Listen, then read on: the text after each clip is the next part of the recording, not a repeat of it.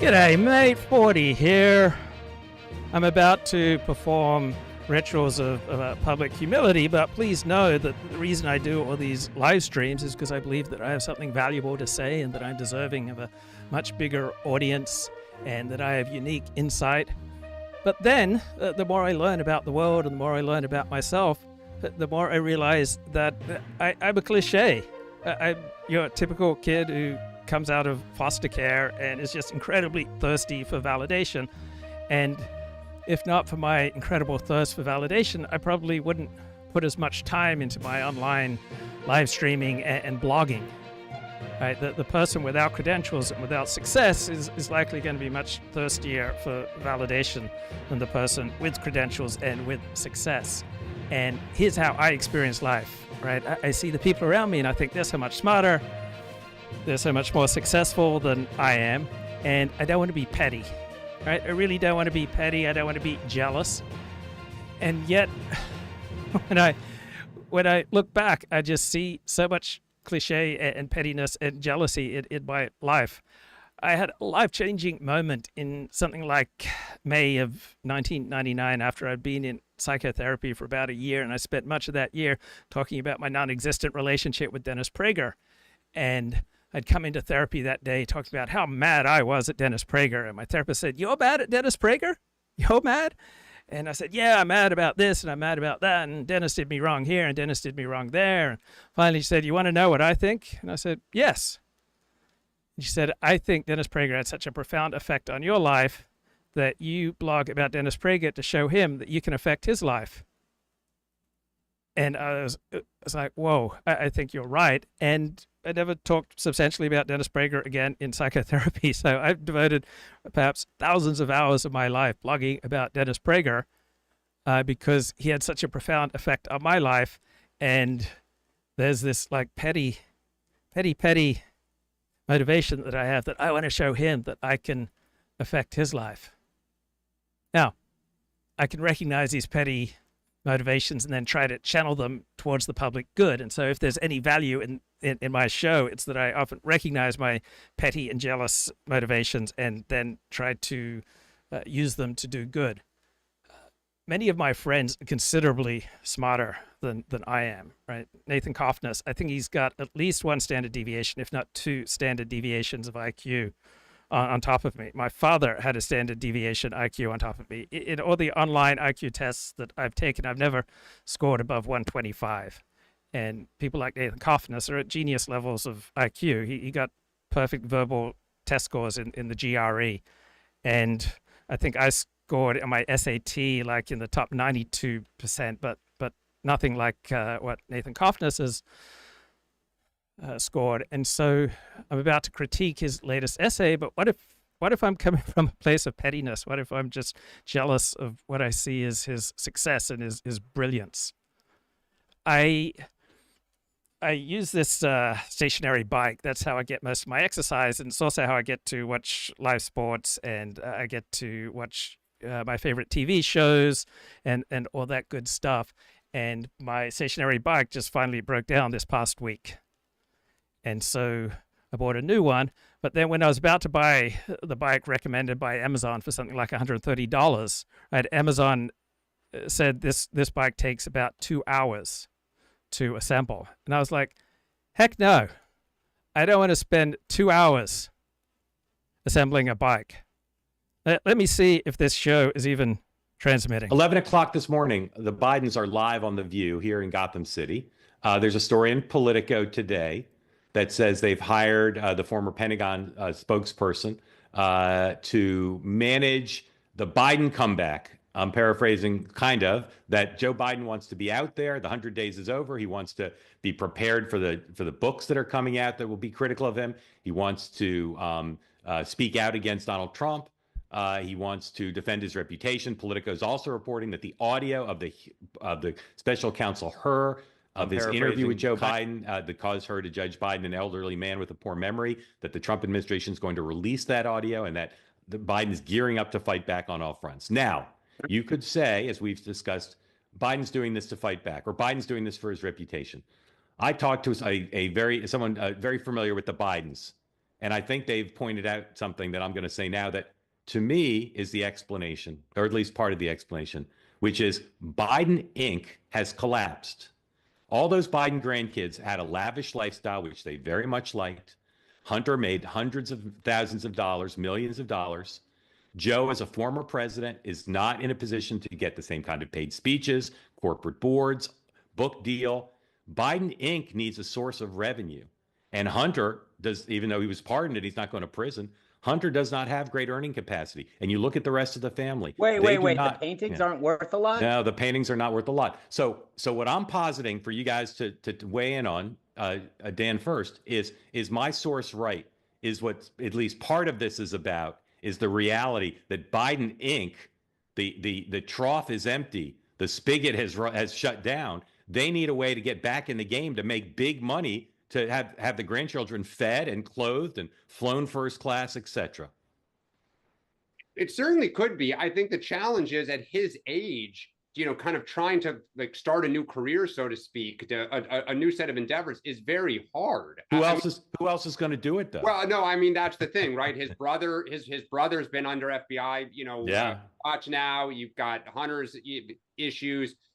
It very well could be. I just think the challenge for him is in all of these appearances, and I'll add Jill to this. We know what everyone wants to ask him about why he dropped out, about his age, and at least maybe we'll see today something different. He still doesn't have good answers. To be clear, the irony is I think he's going to set back the cause of Biden Inc. today. Well, that was going to be my next statement. Yes, I agree. I agree. Kind of just go, yeah. So I agree, Sean. Let me say it this way: just imagine a normal family, a John Q. Public, the Public family. Okay, the Public family at one point between the patriarch's son and the patriarch's brothers, they were pulling in $10 million a year, maybe more, right? What's Biden Inc. pulling in at today? I mean, to quote the great LL Cool J, "Don't call it a comeback." Yeah. I mean, I don't think he was ever. I don't think he was ever there. So they're not. I mean, but to your point, I don't know where the grift is over, right? The big guy's not getting his cut anymore, and that's a problem. I get it. They've lived a very lavish lifestyle. The beach house, I got to imagine the property taxes. So I want to believe that I can handle that I am at ease with having friends like Nathan Cofnas who are much more intelligent than I am. But what if I'm just like determined to blow up that friendship by making cruel and unfair criticisms because I just can't handle the IQ disparity? Right? I hope I'm not like that, right? I want to believe that I am at ease with the brilliance and the success of my friends. But what if I'm fooling myself? What if I'm eaten up inside by petty jealousy, right? I go through life feeling like most people that I know well are smarter and more successful than I am. And simultaneously, I feel that I'm smarter than most people that I'm around, right? I want to believe that I'm below average in envy, right? I don't want to lash out from a place of pettiness. So please tell me that the following critique is not petty. All right, so when Nathan Cofnas, the philosopher at Cambridge University, tackles a topic, right, he usually does such a thorough job that honestly, I have nothing to add. And so I almost never critique Nathan Cofnas. One, he's a friend, and two, I just have nothing to bring to the table. Right, this time, I think I have something to say. And if I have anything to say here, anything that's useful, in large part is because I'm stimulated by the excellence of Nathan Cofnas's argumentation. Just like the best tennis I've ever played was against tennis players far better than me. Now, I've never shown any athletic prowess in my life. Like, only on the rarest of occasions has a girl I liked watched me play a sport. And there was only one who ever stuck around for longer than 2 minutes to watch me play. And this was the woman who took my virginity, and she probably felt obliged to stick around for a boyfriend. So the painful truth is that I am thirstier for validation than is good for me. And I'm probably thirsty for validation due to my insecurity, due to my anxious attachment style, due to growing up in foster care, due to my lack of success and my lack of credentials, right? There are certain predictable weaknesses you see with the self-made man. And these weaknesses, I think, are readily apparent in my words, in my deeds, in my choices, in my life, right? So self-made man typically has overconfidence and ego. I can sound very sure of myself, pronouncing on all sorts of things that I know nothing about. And so when I have success, it breeds a belief in me about my own infallibility, which leads to risky decisions, dismissing the advice of others, and humiliating myself. So when I have any success whatsoever, I then overestimate my ability to handle unfamiliar domains. I have difficulty delegating. Whatever success I've had, I've usually built independently, so I struggle to trust other people with key responsibilities. That leads to me burning out or micromanaging. Right? With my limited formal education and systemic thinking, all right, I lack exposure to structured frameworks and academic rigor, so that hinders my strategic planning. I am highly prone to tunnel vision, right? I focus on immediate, tangible results, and this leads me to overlook long-term trends, ethical considerations, and broader social impact. Isolation or weak networks, all right? The happier, more socially successful I am, the less time I spend online. So self-made individuals tend to prioritize work and performance over relationships. This results in limited access to diverse perspectives and influential networks that might otherwise amplify their success. Right? The self-taught man often acquires knowledge and skills independently, often outside of formal education. And so without having passed through a structured curriculum, people like me tend to miss foundational concepts or advanced topics. So our expertise, to the extent we have any, is highly uneven, and we have many blind spots. If you're a self-made man, you've probably suffered from a lack of feedback or mentorship. You have, in all likelihood, inefficient learning paths. You probably spend excessive time on less relevant material. You struggle to prioritize what's most valuable. So your progress is slower than it would be if you'd gone through a guided education. You likely have difficulty with collaboration. You're accustomed to solitary learning, so you may struggle to work with others. Right, I used to have a whole bunch of guests on this show, and I don't have nearly as many high-quality guests on the show anymore. May well suffer from imposter syndrome.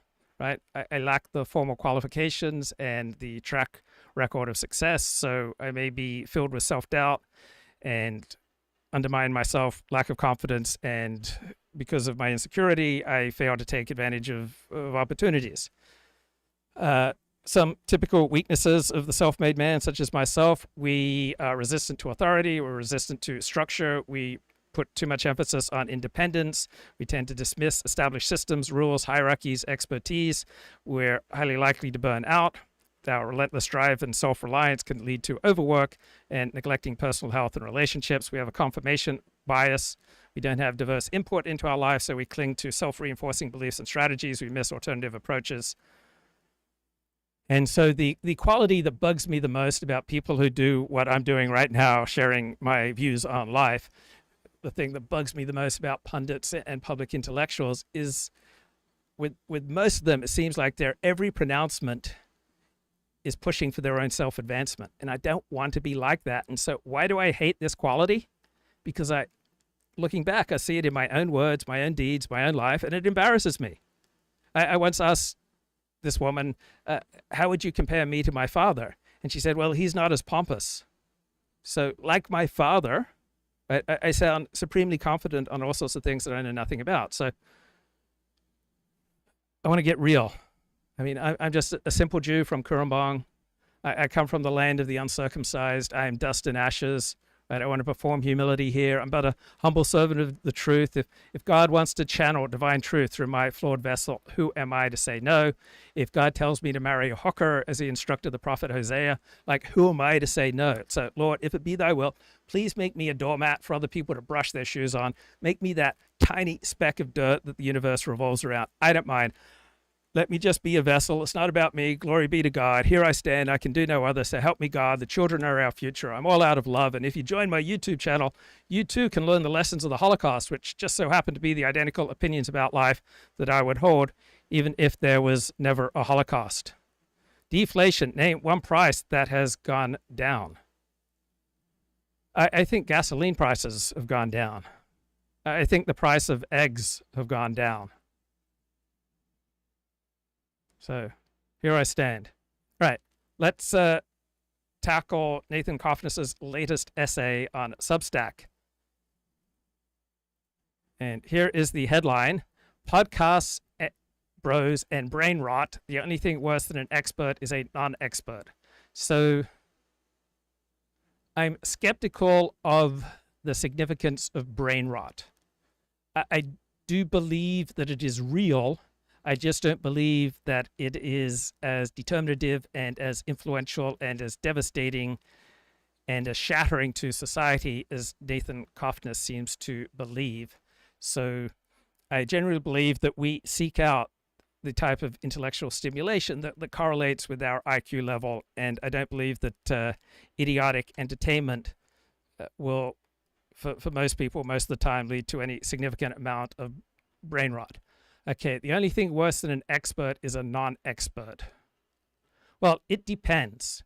When it comes to your vital interests, the most skeptical among us, the most alternative among us, the biggest consumers of alternative media turn to expertise, right? If you have a serious health problem or someone you love has a serious health problem, you'll likely turn to the best doctors you can find. If your house has a serious engineering problem, you'll turn to the best home engineer that you can find. If the water quality in your house is seriously off, you will turn to someone who has expertise. If you have a plumbing problem, you'll turn to a plumber with expertise. If your car isn't running right, you will turn to someone with expertise in your car. So the most skeptical of institutions still turn to expertise when it is with regard to your vital interests. When it regards to your survival and thriving, you will tend to not be gullible. You will tend to be fairly hard-headed in your choices. For example, consider where you live. You live, in all likelihood, in the best area congruent with your best interests. Even if you have an 80 IQ, you still want to live in the best location congruent with your interests. You don't need a high IQ to recognize that there are better places to live for you and worse places. So even the most expert cynical, even the most rejecting of expertise and the most consuming of alternative podcasts, you turn to expertise when it concerns your vital interests. Now, with regard to whether or not we landed on the moon, that has nothing to do with your vital interests. Your quality of life and your evolutionary fitness will not be significantly affected by what you believe about NASA. Aren't cheap. They're used to a certain lifestyle, but not just them. To your point, the whole family, it was coming from one source, and they lost their USAID funding, basically. Yeah. So this is a problem. I get it. But to your point, I don't see where the new source is. No one wants to, number one, no one wants to know what he thinks. Number two, he doesn't know what he thinks. And that's a bigger problem. When he goes on The View today, to your point, when I watched that BBC interview, he just set himself back. And you don't think the Washington Speakers Bureau and CA looked at that and said, man, that guy needs to be flown all over the country and the world giving $800,000 a pop speeches? No, I think they looked. I can identify with Joe Biden because Joe Biden demonstrates the kind of self-delusion that has characterized much of my life. So I'm late doing this live stream because of technical difficulties. And why is it that I find technical difficulties so infuriating? Why is it that when I came to buy a stationary bike, and the bike that Amazon recommended to me, took 2 hours to assemble, why did I feel so much fury and helplessness? Because it magnifies stuff that's inside of me that's filled with self-doubt and self-loathing, and that feels that I'm simply not up to the challenges of life, and that I'm not a real man. And so I went and sought out the bike that was easiest to assemble. I bought a bike that was purchased at about 1/1000th as often as Amazon's most recommended bike, because it said it was easy to assemble. And then the whole time I'm assembling the bike, I am cursing and I am swearing and I am angry. It's 8 o'clock at night. I want to be slowing down and watching something soothing as I move into going to bed about 10 p.m. And I'm just furious that I'm having to spend my time assembling the bike. And it took about 45 minutes and it was easy peasy. But I'm just so furious that I have to spend my time. And I look back to this golden era when I think my last stationary bike, it came pre-assembled.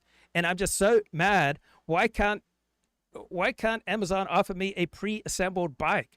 Like, why does the greatest rider of my generation have to spend 45 minutes assembling a bike. It's like when I've had to move, right? It just brings up so much self-loathing and self-doubt when I see how I'm constrained in my choices of where I can live, and it just removes me out of the world of my delusion where I'm the greatest writer of my generation. And these technical difficulties that delayed this broadcast, they just magnify this self-loathing and this self-doubt and my fear about my lack of efficacy, that I'm not adequate to navigating life. And so I want to push those feelings away by trying to show you that I have some superior points to make than Nathan Cofnas. Here I stand, I can do no other. Looked at him and said, hey, we're in the middle of a briefing right now. We're going to get back to you. Yeah. After the company retreat. Like the family's income has taken not just a hit.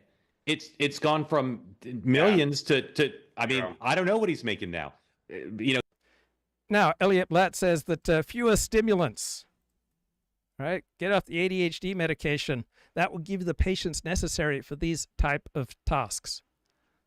Well, no, I was even more furiously impatient prior to get on medication. Right? I am better able to grapple with life and assembling stationary bikes on medication than I was prior to medication.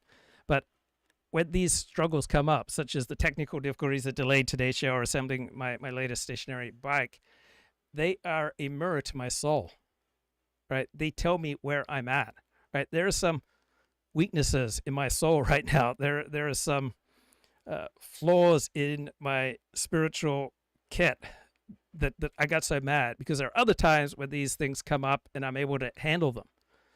And the answer is not developing patience. You cannot develop patience. The answer is not developing my willpower, right? The answer is restoring myself to reality where I recognize that these tasks will take whatever time they will take. And if I'm at ease with reality, then I'm going to navigate reality more effectively. But I've gotten out of touch with reality and just been absolutely consumed by fury that all these mundane matters simply did not go my damn way.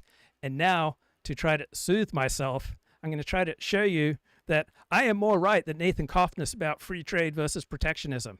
But it's coming from such a petty place. But here I stand.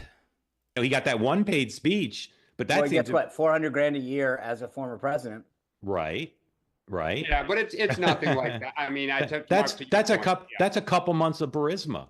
That's nothing. I get it. But and by the way, just to be clear, Elliot Blatt says, bro, 10 deep breaths will relax you and allow you to be productive. Why do you resist such easy solutions? Because they're Band-Aids, bro. The problem is not the problem. The problem is a symptom of the problem. The problem is I'm out of touch with reality. I am denying reality. And I can put Band-Aids on that problem. But there is the problem. I am denying reality because reality is too painful, and I have slipped back into a world of delusion. And now I want to, from my place of delusion, try to convince you that I am smarter than Nathan Cofnas. Here we go. So Nathan writes, on April 17, researchers led by Niku Madhud-Sargon. I'm sure I'm mispronouncing that. Right. One of the marks of intelligence is that people tend to pronounce more difficult words correctly. All right. So this guy, Niku, is at the University of Cambridge, and he announced that his team had detected dimethyl sulfide in the atmosphere of K2-18b, an exoplanet. I didn't even know what an exoplanet is, 120 light years from Earth. On our planet, dimethyl sulfide is only produced by living organisms. It is emitted in large quantities by certain species of algae, and it gives the ocean its special smell. So the presence of this chemical on K2-18b might be the strongest evidence ever recorded for alien life. Next paragraph. Candace Owens is one of the most popular podcasters in America. On April 17, she also had an announcement to make. She did her own research on astronomy, and she concluded that the moon landing was fake and gay. She told her millions of followers, you need to learn the history of NASA, of the Apollo programs, which were caught and they were satanic. They just wanted people to believe in scientific advancement. So I think Candace will tell you that science is fake and gay. Owens has come to similarly unorthodox conclusions on many topics, including World War II, the history of communism, and Jews in Israel. Now, Candace Owens should have free speech to express her opinions. At the same time, a healthy society needs mechanisms to ensure that people like her don't have an outsized cultural influence. So here's my first disagreement. I'm not so sure we need mechanisms to ensure that people like her don't have an outsized cultural influence. If you listen to Candace Owens as a method for optimizing for truth, you're a loser. If you listen to Joe Rogan on a regular basis as a method for optimizing for truth, you're a loser. If you listen to Ben Shapiro or Dennis Prager or Jordan Peterson to fill a hole in your soul, to make you feel better and to optimize for truth, there are significant ways that you are losing at life. There's something deeply broken about you. No one who is thriving in life and is seeking to optimize for truth turns to any of these people. Now, if you are looking for entertainment, or if you are looking for diversion, and you're a midwit, then you may well experience your needs getting met from listening to Candace Owens or Joe Rogan or Brett Weinstein or Russell Brand. But if you believe that you are optimizing for truth and you are turning to Brett Weinstein, Eric Weinstein, Russell Brand, Joe Rogan, Candace Owens, all right, you're a loser. And your opinion doesn't really matter. Right? There is a tiny number of people who decide what knowledge is. And it doesn't matter how many millions of people listen to Candace Owens, Joe Rogan, Brett Weinstein, Russell Brand, right? They have no say about what knowledge is. It doesn't matter that there's a larger audience for these nonsensical shows than there is for the New York Times. Right? They have absolutely no say in what knowledge is. And so it's not surprising that midwits choose midwit entertainment. So Nathan Cofnas says that this large audience for these low-quality shows might even swing elections. That's possible, but I'm skeptical. Joe Rogan and company's support for Donald Trump may have tipped the balance in his favor. I'm skeptical of that. There's not strong evidence for that. People who don't trust experts now look to podcasters and other media figures, many of whom are comics, to decide what to believe about everything from World War II to vaccines to Ukraine to tariffs. Okay, there's a mistake here, and this is why I am smarter than Nathan Cofnas on this particular point. So I propose to you a point made beautifully by neuroscientist Hugo Mercier in his 2020 book, Not Born Yesterday, that we did not evolve to be gullible with regard to our survival and with regard to our vital interests. And what you believe about everything from World War II to vaccines to Ukraine to tariffs doesn't have much effect on your vital interests and your survivability and your evolutionary fitness, right? If you get vaccinated, right, it will give you a bit of an advantage in not dying and not being hospitalized for COVID. But overall, the advantage is rather modest. So it doesn't matter what you believe about Ukraine or about the Middle East. It doesn't matter what you believe about abstract topics of economics, theology, politics, international relations with regard to your own well-being. So you can be the most gullible, idiotic person in the world and believe in all sorts of untrue conspiracy theories and still have a thriving life. You may be married, you may have kids, right? You may turn to conspiracy theories for entertainment and for feeling special, right? Usually believing in conspiracy theories is a mark of a loser, but this loser behavior is a manifestation. It's not the cause of you losing at life. So Nathan says the result of this proliferation of nonsense podcasts has been a proliferation of ignorance with disastrous consequences for our culture and public policy. So I'm skeptical of that claim. So I want you to believe that I'm smarter than Nathan Cofnas here. All right. So I don't believe that these nonsensical pronouncements by Candace Owens, Joe Rogan, Brett Weinstein, Russell Brand, Dave Smith, and company, right, are creating ignorance. I submit to you that they are exemplifying ignorance, that they are meeting entertainment needs and comfort needs. They are not taking people who are otherwise clear about life and well-informed and plunging them into the darkness of ignorance. And I don't believe that people believing inaccurate things about Ukraine or tariffs or World War II or vaccines has a disastrous consequence for our culture and public policy. So here's what I believe. This has always been like this, right? So knowledge, the winning narrative, is not decided by popularity. Millions of people can believe a false narrative, and they don't get to decide the winning narrative. Winning narratives are decided by power.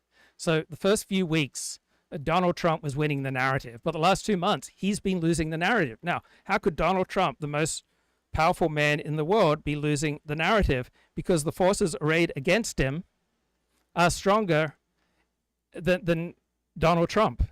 They have put together a critique that is more compelling than Donald Trump's critique, than Donald Trump's story, right? Donald Trump's message over the past 2 months has received universal contempt by the tiny number of elites who decide what is knowledge, right? There is a tiny number of people who decide what is knowledge with regard to tariffs, and they have universal contempt for Donald Trump's tariff policies.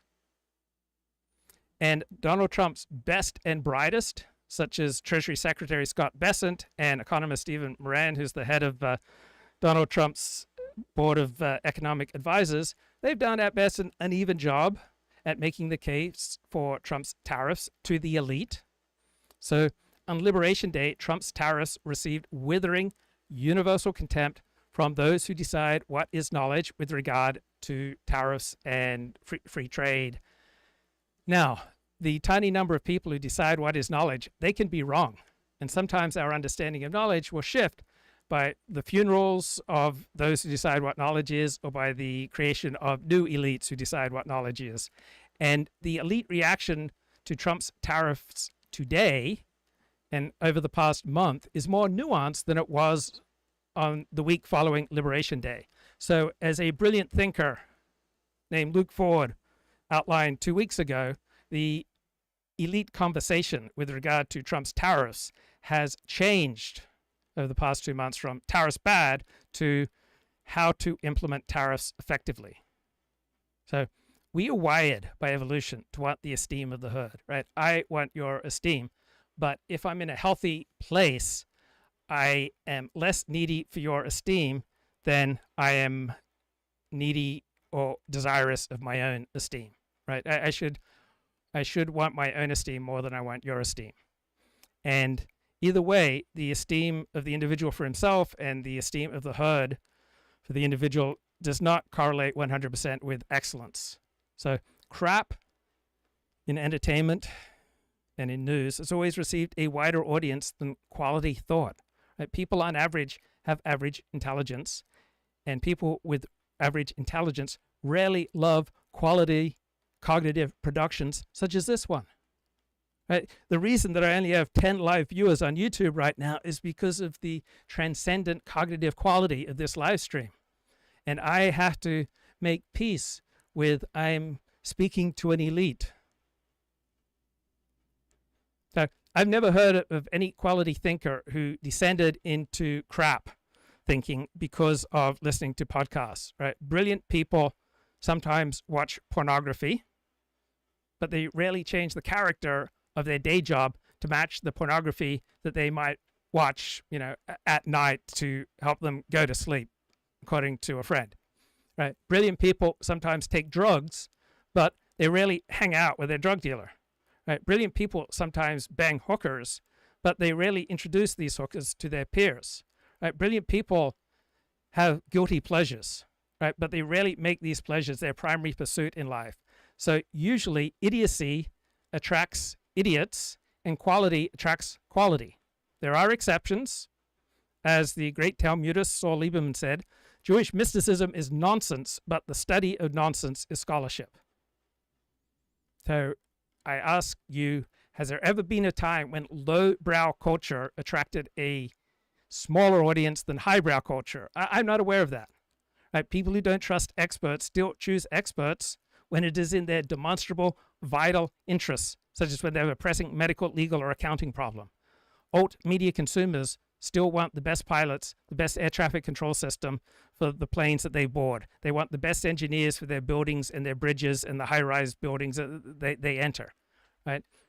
Now, you might argue people need the most expert theologians or the most expert of this or that because that is vital to their soul. But this is not a demonstrable argument in this fallen world. So when people of average IQ want information and entertainment, we should not be shocked when they go low in their choices. Right? More people will watch porn when they have that opportunity than read great books.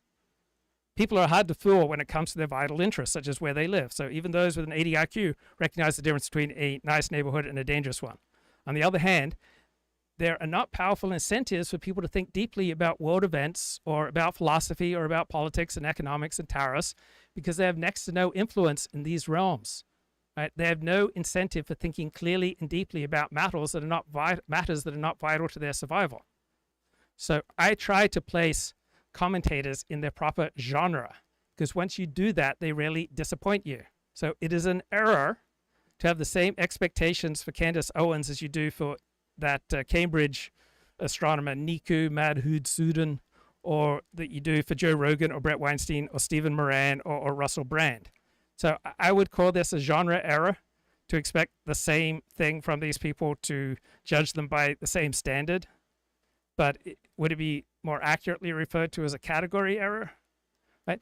Nobody tunes into Candace Owens, Joe Rogan, Brett Weinstein, Russell Brand as an act of optimizing for truth unless you are a loser. Right? If you think that Joe Rogan and Candace Owens are great sources of truth, you're a loser. If you fall for some guru such as Dennis Prager, Jordan Peterson, Tony Robbins, it's because you are losing at some vital part of life that you feel this guru can fix.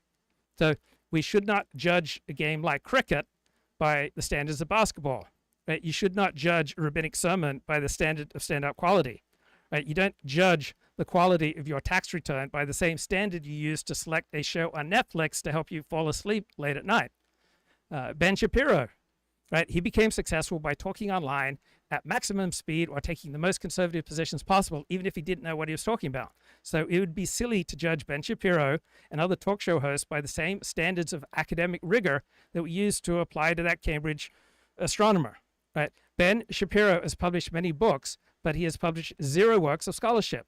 So don't judge him on scholarly standards. Right? Don't judge a pop song by the standards of great classical music. Right? A silly little love song has its own beauty within its own genre. It's not bad for being a silly little love song. Right? Think of this live stream as a silly little love song. A podcast for a mass audience with an average IQ of 100 is not bad for failing to be as sophisticated as a Nathan Cofnas interview of law professor Amy Wax. Right? Sometimes great thinkers give up on producing great work because they can no longer do it due to cognitive decline, or because the rewards of turning out nonsense rather than quality are irresistible. Right? Isaac Newton devoted much of his adult life to nonsense, such as the music of the spheres and religious speculation, because this nonsense gave him some kind of internal reward that is hard to fathom in a more secular age. Dennis Prager is brilliant, right? You can tell by how quick he is on his feet. Reaction times correlate with IQ. But he has chosen to use his brilliance much of the time to bamboozle people. Right? I am not as smart as Dennis Prager and Nathan Cofnas and almost anyone who's a pundit who makes his living from his punditry. But I sometimes have something useful to add due to a combination of some of my talents, some of my experiences, and the particular situation, right? I am like this bloke here, right? Who is this bloke? He is a bricklayer, right? And he is Trump's #1 fan in Greenland, right? He's a bricklayer turned political player. His name's Jorgen Boasen. His idolization of all things Trump has won him friends in Washington and sometimes hostile attention at home. It has given him an unlikely new career, political influencer. So he may not have a genius level IQ, but due to the particularities of life in 2025, he's become a political player. Every dog has his day. I may have my day. Now, generally, the smarter dogs have more days of power and influence and success than the dumber dogs. Right? The battle does not always go to the smartest and the swiftest and the strongest, but that's certainly the way that you want to bet. They're also, someone brought up the library the other day on this platform. You have to decide every day what you're spending your time on. Are you trying to put the kids in private school, or are you worried about where the library is going? Because you can't ask for the same thing multiple times. There are probably some people. And I'm sorry, and just on that point, I've always thought he was going to have trouble raising money for the library because he's not been someone who's not a good, never been a good fundraiser, and the donors are not currently in love with him. Right. So that's a whole separate money problem. Right. But for the Biden family. When they give you your 3 things you're going to do today, yeah, you got to figure out, number one is pay the bills. Yeah. Well, I just want to add though, because Mark, you said part of the the Politico story is about how. Well, I've often had other priorities than paying the bill, such as self-aggrandizement or hiring a psychic to make my dreams come true. Don't recommend these strategies. They haven't worked out well for me. He wants to take on Trump. He wants to at least be. Right. I twice maxed out my credit cards to launch my online career. Based on what he has said so far, he tried to, again, litigate the economy, that things were great, which is just not how people felt at all. Right. He doesn't have good answers, even on substance. Right. Again, I go back to when Trump came back. He talked about inflation. He talked about the images at the border, which were real, and then Afghanistan. He had 3 issues that were in his wheelhouse. Biden is just just sits there and pounds the table things were good. I did well. So look, right? It's in the spirit of bipartisanship, we got an hour and 45 minutes until the View starts. Yeah, so, let's see Mr. President, if you're listening, here's the thing: instead of relitigating the past, how about you make some productive suggestions to the future, like highlighting the young people in your party and saying that they've got the fight, the Frosts and the AOC. I mean, he needs to do something that people actually go, wow, that was actually a good idea. Right. Or you can't keep litigating how dumb the decisions were. Closing this out, and again, if you have a question, please raise your hand if you're here on the platform. I want serious answers from both of you, not jokes, not hopeless. Okay, Elliot Blatt says the capacity to be patient is a muscle that needs to be exercised regularly. Okay, I disagree. There is no point to exercising the muscle of patience. What you need is an internal, okay, I need to stand this way with my left leg forward, because if I stand this way, there's this brown thing under my left eye. So, okay, there's still a brown thing under my left eye. What are the women going to think when they see this brown thing under my left eye? That they're going to think that I'm not as virile, that I'm less of a man. Right, forget about women. Right, my worth is based on being a child of God. It's not based on women and their willingness to get naked. Right, Elliot Blatt says the capacity to be patient is a muscle that needs to be exercised regularly. I say to you, Mr. Blatt, that you, sir, are looking at the shadows dancing on the cave wall, and you are mistaking them for reality. What's really going on is that lack of patience is a symptom of being out of touch with reality and living in vagueness and delusion. And as soon as you realign yourself with reality, you will not have to exercise willpower. You will not have to exercise patience. You will simply accept that things take as long as they take. So it's much more important to not just do something, but sit there and have that internal rearrangement so that you're no longer relying on willpower and exercising patience, but you are in touch with reality. What about listening to Luke Ford on a regular basis as a way of optimizing for truth? Well, I propose to you that I am better on that score than most working pundits and talk show hosts and live streamers. Jews sure go after anyone who criticizes Jews. Yes. Every group goes after people who criticize them. But Jews don't go after people who criticize whites. Well, no group tends to go after people who criticize outgroups. Most people are primarily concerned with themselves and their own groups. So that tells me that Jews don't consider themselves white. And you would be wrong. 95% of American Jews consider themselves white. They overwhelmingly tend to live in white areas. And if they marry out of the tribe, they overwhelmingly marry white people. Criticizing the competition is different and easier than outperforming them. Is Cofnas joining the woke light now? Not at all. He has formidable things to say about the right-wing stupidity problem. You might be right about one topic, and Cofnas might be wrong about that topic, but that does not mean you are smarter or dumber than him. These are two different things. Correct. All that matters is the algorithm when it comes to getting big on social media. You can get millions in a few months if YouTube pushes you. If you don't get the push, it is almost impossible. Well, thank you for that critique there, Dr. Friedman. Devastating, devastating critique. I'm going to have to take a few minutes to recover from the devastating quality of that critique. If Joe Biden called you and you were inclined to help him and he said, Dan, Sean, I need to make more money for my family. I need to leverage the assets I have as a former president to get the spigot going because we need more money.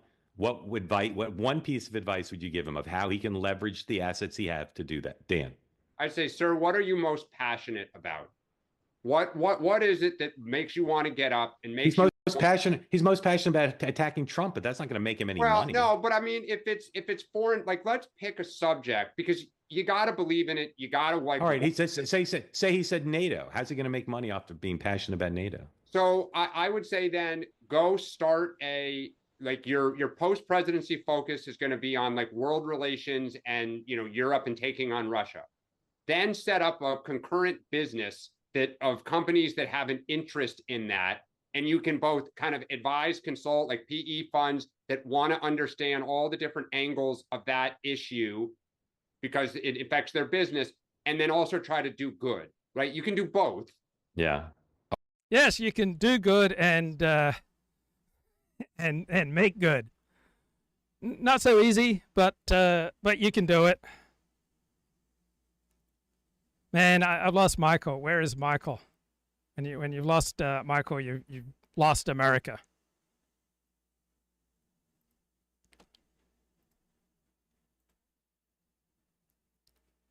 And I've lost my place. All right, you only have a few years. Yeah, I was gonna say I'm not sure that would gestate quickly enough for the grandkids. Sean, what would your advice be to buck rake?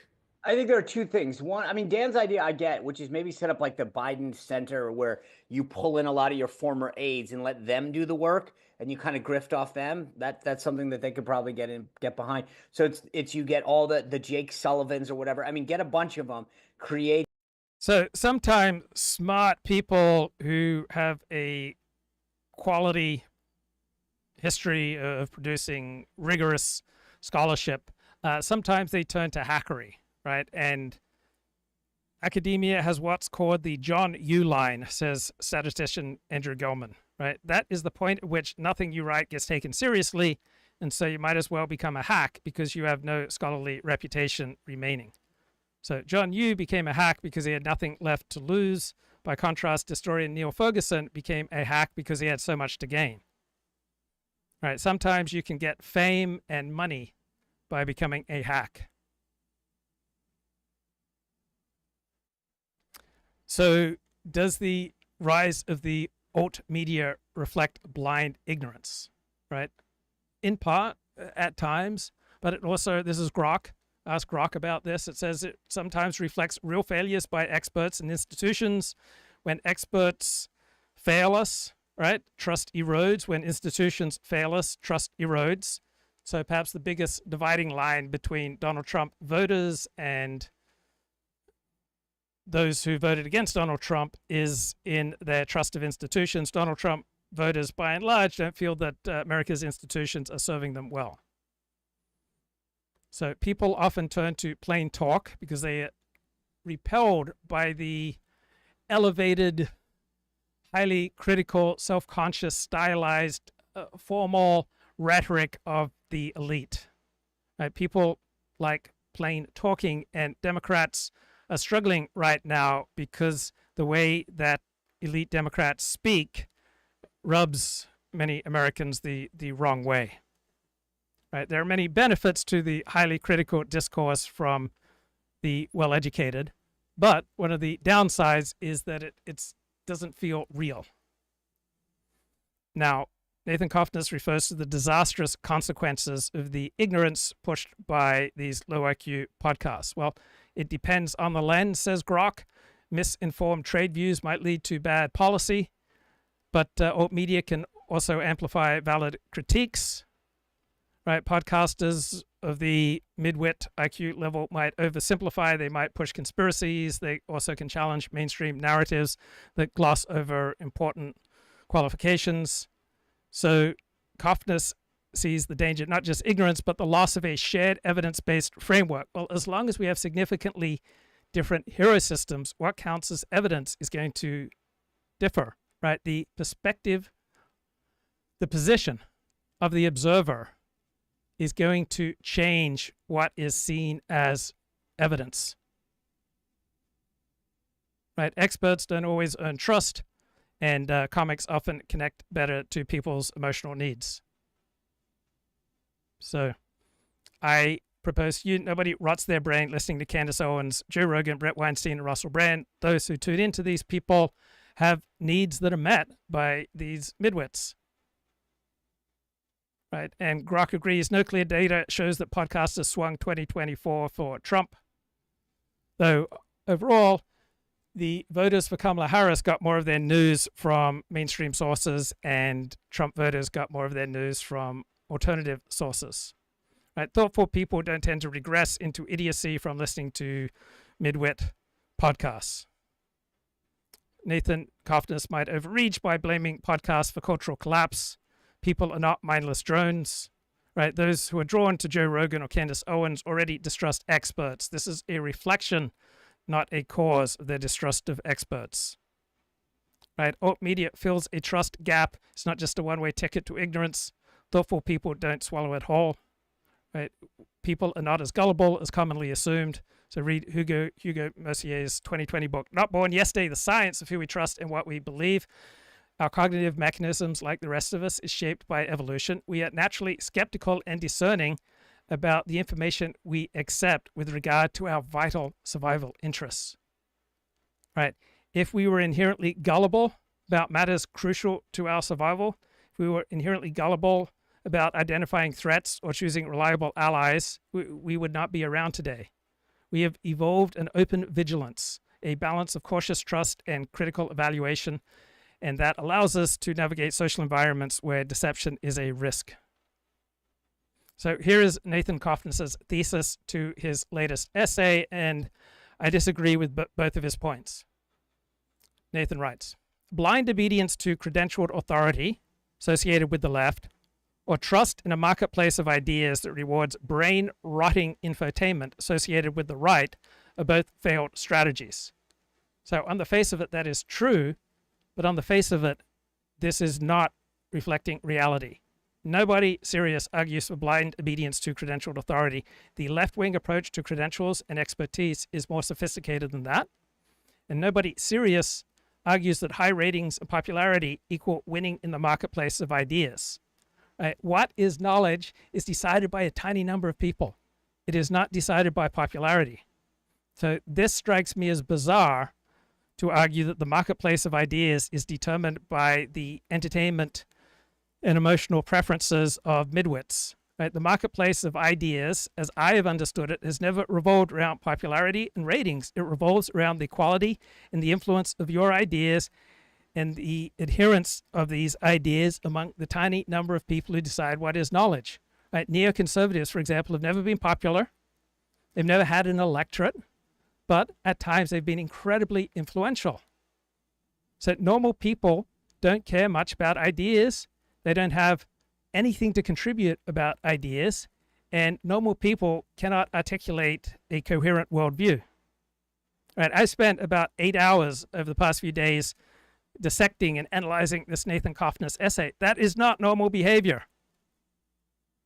So I asked Grok, what is the marketplace of ideas? And he says it's a metaphor describing an open environment where ideas compete freely for acceptance through debate, discussion, and scrutiny, but it's debate, discussion, and scrutiny among a tiny group of people. It assumes that the best ideas prevail through reason, evidence, and persuasion, much like products in a marketplace, but the marketplace is a tiny number of people who decide what knowledge is. Now, popularity can amplify an idea's reach, but other criteria will matter more for long-term success. Reason, evidence, logic, verifiable data, coherent arguments, the ability of an idea to have predictive and interpretive value will help the idea have more success, right? Scientific theories such as evolution have prevailed because of robust evidence and their explanatory value, right? The success of evolution does not depend upon popular approval, right? Ideas that survive rigorous debate and counter-argument are resilient. Academic peer review, despite flaws, is often valued because it sometimes tests ideas against criticism and critique. Ideas that evolve in response to new evidence and new contexts tend to outlast more rigid ideas. Ideas that align with prevailing values or address urgent social needs will gain momentum. Right? They're often more important criteria for the success of an idea than ratings and popularity. So let's go to Sam Harris's critique of Joe Rogan. He says that when Joe Rogan brings someone on to talk about the Holocaust and how it's not what you think it was, or Winston Churchill was the bad guy in World War II, or he's got Dave Smith as an expert on Israel and Palestine and the history of that conflict. Dave Smith is a pure misinformation artist. Our society is as politically shattered as it is in part because of how Joe Rogan has interacted with information. It's avoidable. He could take responsibility that is his to take at this point to get his facts straight. I don't believe this is true. I don't believe this critique stands up. Joe Rogan did not shatter our society. Joe Rogan is a reflection of our shattered society. Dave Smith is primarily a critic. It's not surprising that he falls short as an intellectual. Like, where is the evidence that idiots talking to other idiots for an audience of idiots is shattering America? And guys, Grok says I'm right. My skepticism is warranted. Sam Harris's claim is sweeping and the causation is murky. If Joe Rogan's show was shattering America, we would expect clearer metrics. So according to Grok, at least based on what I fed Grok, Sam Harris and Nathan Cofnas are overreaching here by pinning social fracture on podcasts like Joe Rogan without clear causation, right? We need evidence. So Nathan writes that Douglas Murray is the British face of conservatism incorporated. He went to Oxford, he writes books with footnotes, and he hangs out with academics. So I disagree that Douglas Murray is the British face of conservatism. He is the most right-wing public pundit who is treated with some respect in the mainstream media in England. I think that's where I'd go. I don't think he hangs out much with academics. I just can't imagine many academics being at ease hanging out with Douglas Murray, because there's absolutely nothing remotely academic in Douglas Murray's oeuvre, even though he has footnotes. Right, one of my books had footnotes. Right, my publisher, Prometheus Books, insisted on footnotes for my book on the history of sex in film, and I am not someone who is esteemed in academia. So Dennis Prager calls Douglas Murray his favorite English thinker, right? I close to 100% agree with Douglas Murray, and I close to 90% agree with Dennis Prager. But only a fool thinks of these guys as great thinkers. They're great talkers. Right? Douglas Murray's books are a disorganized mess.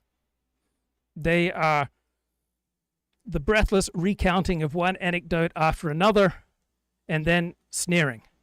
So polemicists of a feather flock together, but a polemicist is not a scholar. This consortium where you're guiding. I mean, that's number one. Number two, potentially start to talk to some of the grandkids about running for office in Delaware, because you probably have some good political capital there, but start to build the next generation of people that can say, hey, the Biden family's still in business. And then number three is, I think, start to create this elder statesman view of how do you do what you said you were going to do, pass the torch, highlight the next young people in the party, get seen as someone who doesn't litigate the past but looks towards the future. But I got to be honest with you, this is not an easy one.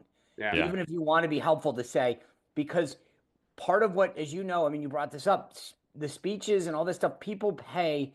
They don't want to, they're in a business. And if they can't make 15-20% off a $100,000 speech, it's not worth their time for all of the logistics to go into it. So, all right, back to Nathan Cofnas' essay. Nathan writes, there is a reason why people became tired of so-called experts. The expert class face planted about 5 times in a row. Okay, we need precision here, Nathan. We need more examples. Where precisely did the expert class face plant 5 times in a row? Which experts? Were they experts or were they quote-unquote experts? Right? An expert has valuable, provable expertise. A quote-unquote expert is just a claimed expert. Nathan says, Joe Rogan would not platform a rando with no serious training in martial arts to talk about MMA. Yes, that is a very good point. Someone passed himself off as an MMA commentator. His only credential was he'd watched some old kung fu movies. Joe Rogan would have no interest in hearing his opinion. Right. The podcast bros believe that they're in the position of some kind of foolish kung fu master outsider. So Joe Rogan chooses guests for his show who are compelling to a midwit audience. Right? There is no magic formula for getting on Joe Rogan. Right? It's not easy to get on Joe Rogan. It's not easy to get that opportunity to perform for his vast but midwit audience. Right? It's not easy doing what Donald Trump does so well, and that is acting as the parole whisperer. Right? Donald Trump has an unmatched ability to speak to people with 90 IQs. Right? Usually it's very hard to speak to people who are more than 2 IQ deviations from you.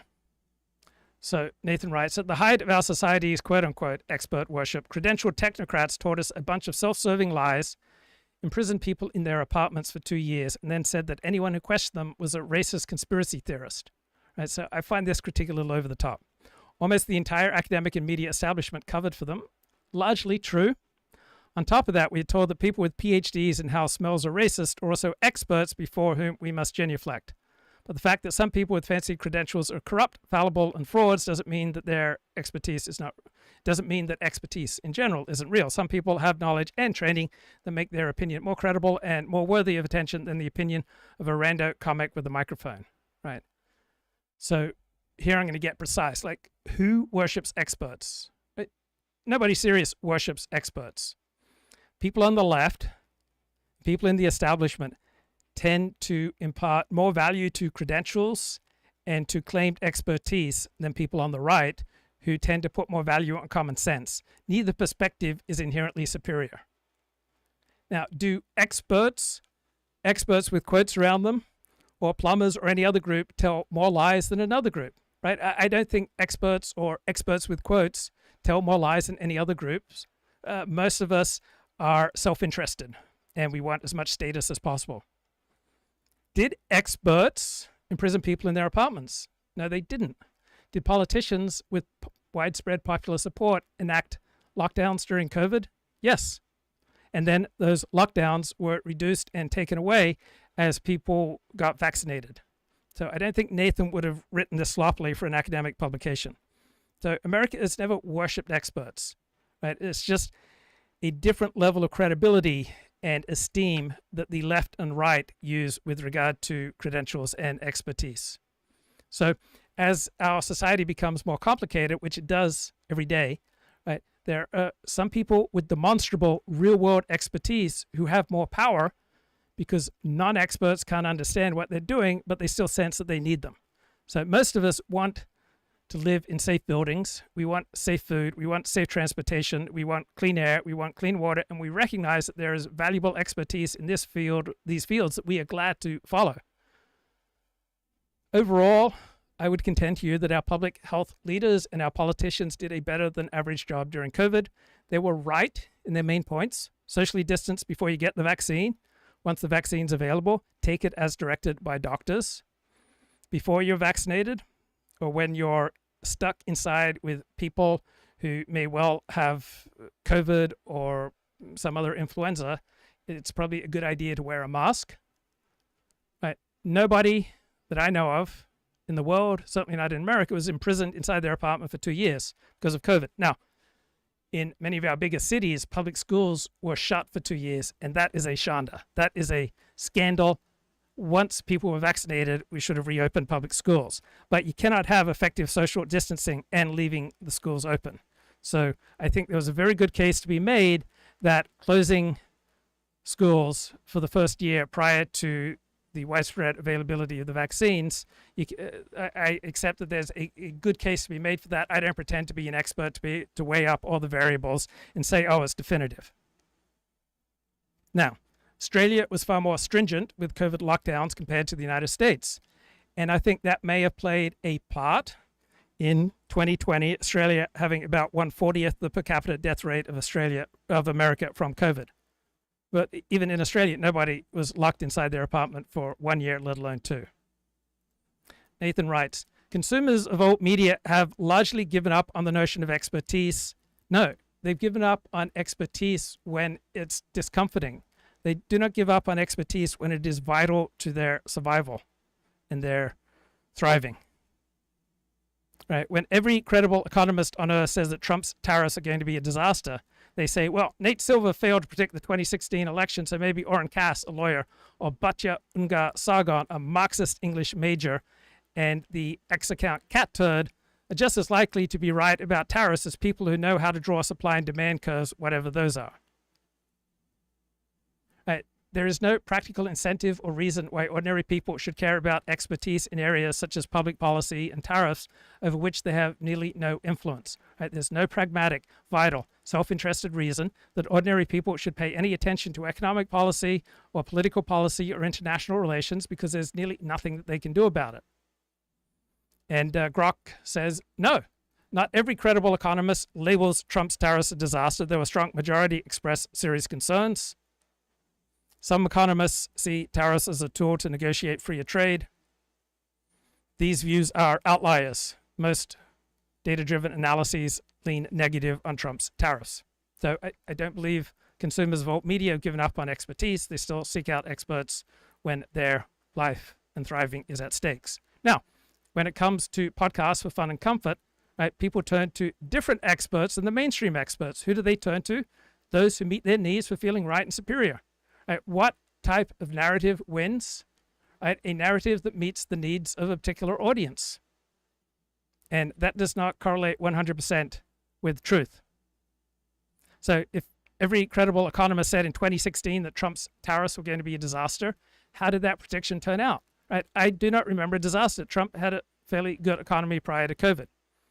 If every credible economist has said in 2025 that Trump's tariffs are going to be a disaster, how's that going? I do not currently see a disaster. As of May 9, May 10 now, May 11, 2025, there is no empirical evidence that Trump's tariff plans are a disaster. Currently, the stock market, for example, is higher than it was prior to Liberation Day. The only way to declare Trump's tariff plans a disaster is to speak from a position of faith unchained from reality. And we can say anything when we speak from a position of faith unchained from reality, and there's no point arguing matters of faith. I also contend to you that there are too many variables in foreign trade for any one academic discipline, even one as esteemed as economics, to be expert. Foreign trade, says Grok, is a beast with countless variables. No single discipline, including economics, can fully master. Economics has rigorous tools like trade models, but it leans on simplifying assumptions that miss real-world messiness. Other disciplines, such as political science, sociology, logistics, catch angles that economics misses. Even within economics, trade experts disagree because trade models cannot capture every variable. interdisciplinary approaches, blending economics with geopolitics or behavioral science, get closer to the truth, but all of them fall short of total expertise. So this complexity suggests humility is warranted. This is my argument. Right? Since Liberation Day, I've not been arguing that Trump's tariffs are good. I've not been arguing that Trump's tariffs are obviously idiotic. I've been arguing for humility, that it's a very complicated world, and I am reacting to the 100% elite consensus that it's just so obvious that Trump's tariffs are a disaster. Right? No one academic field owns trade. This is why people who set public policy lean on diverse advisors who aren't only economists.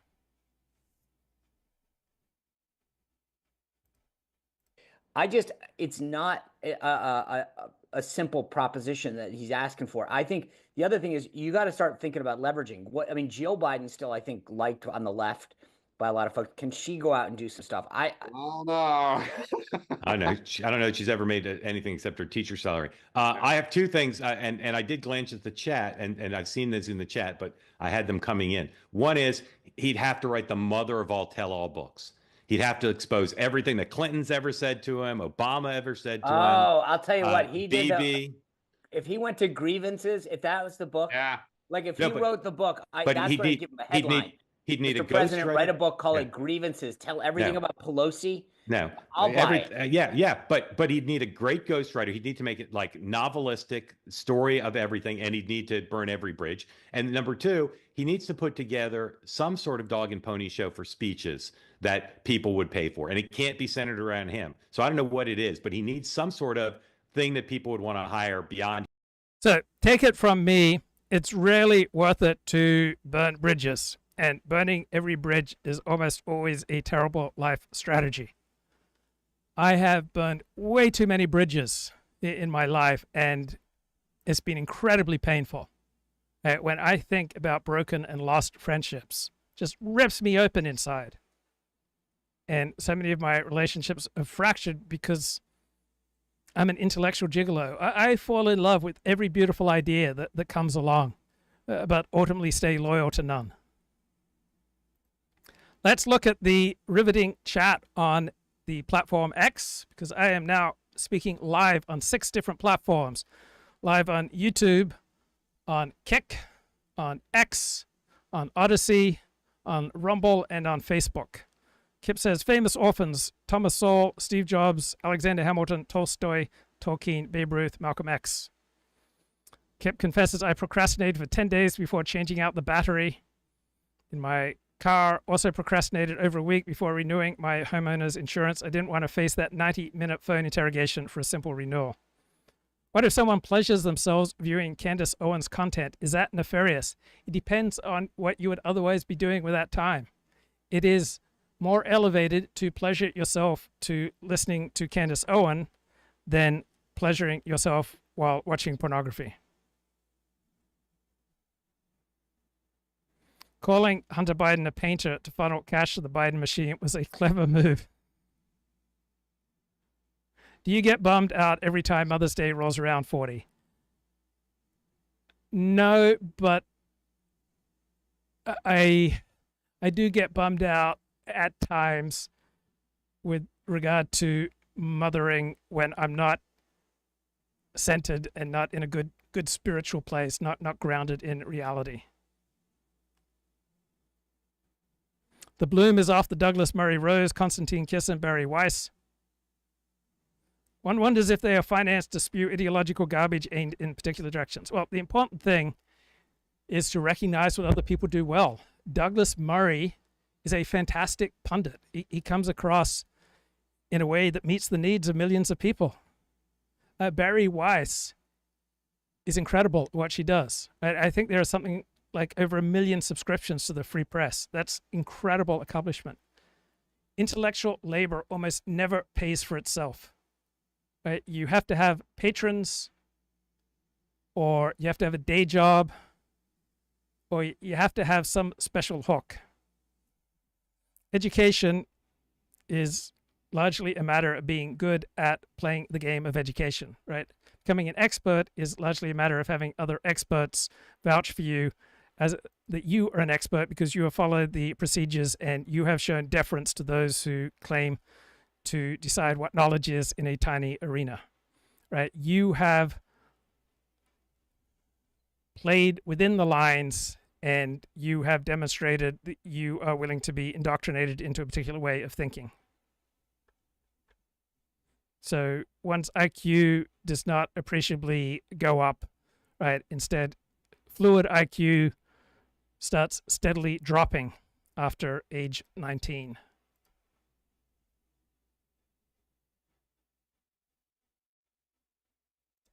Wonderful deal yesterday. We have 4 or 5 Beautiful other deals coming immediately. We have many deals coming down the line, and ultimately we're just signing the rest of them in. But we always have a baseline of 10%. So, Batya, as we head into the weekend, just overall, where do you think it stands in terms of China and the other countries and the American economy? I think he's in a really good position right now. I think if they didn't have this UK deal on the table, they would be going into the weekend with a lot less leverage. But basically what he did was... So this is Mark Halperin's Friday afternoon show. We had Liberation Day where he imposed these sort of massive tariffs and the stock market basically crashed. The global elites went absolutely wild. Wall Street went apoplectic. So Batya Ungar-Sargon, I think, identifies as a Marxist. She has a PhD in English literature that I assume is from a Marxist perspective. And she also has interesting and useful things to say. And you win elections by expanding your coalition. I think it's great to bring into the Trump coalition people on the left, such as Batya Ungar-Sargon. Apoplectic. And then he said, you know what, we'll just bring it down to 10%. And there was like this global sigh of relief at the idea of us generating billions and billions of revenue in tariffs. People were happy about that. And I urge everybody to go and watch the press conference. It got totally overshadowed by the Pope. But go watch the press conference in which the president announces the deal with the UK. Listen to Keir Starmer's voice as he sort of extols the brilliance of Donald Trump and talks so glowingly about a situation in which the UK now has a 10% tariff from the United States on it. Like, this is just art of the deal. And, you know, first they said, you know, this is going to be a tax on the American people. It'll never happen. They'll never get any deals. And then they started getting deals. And now, of course, they're saying, oh, this is not a good deal. We didn't need the deal. We had a surplus with the UK. Look at what's in the deal. This is a great deal for the United States. It's a great deal for so many of the sectors of our industry. And just like the fact that now these countries are like in this situation of gratitude to have deals that are so beneficial to the American people and the American worker, you just have to admire it. He really is pulling off things that I think if anyone was being honest, even if they hate him, should be able to acknowledge, like, this is really, really great stuff for the United States. And I just want to read this headline that I saw on CNN because I think this really speaks to a larger problem. The headline was Trump's first trade deal. Why is it in quotation marks? Okay. Trump's first trade deal doesn't bode well for the rest of the world. That tone of like that CNN is looking out for the rest of the world, that now it's going to be screwed over by the United States' good fortune. Like, this is why people love Trump. It's why they hate. All right. This is a beautiful commentary from Batya. It's not something that you would get in the elite media.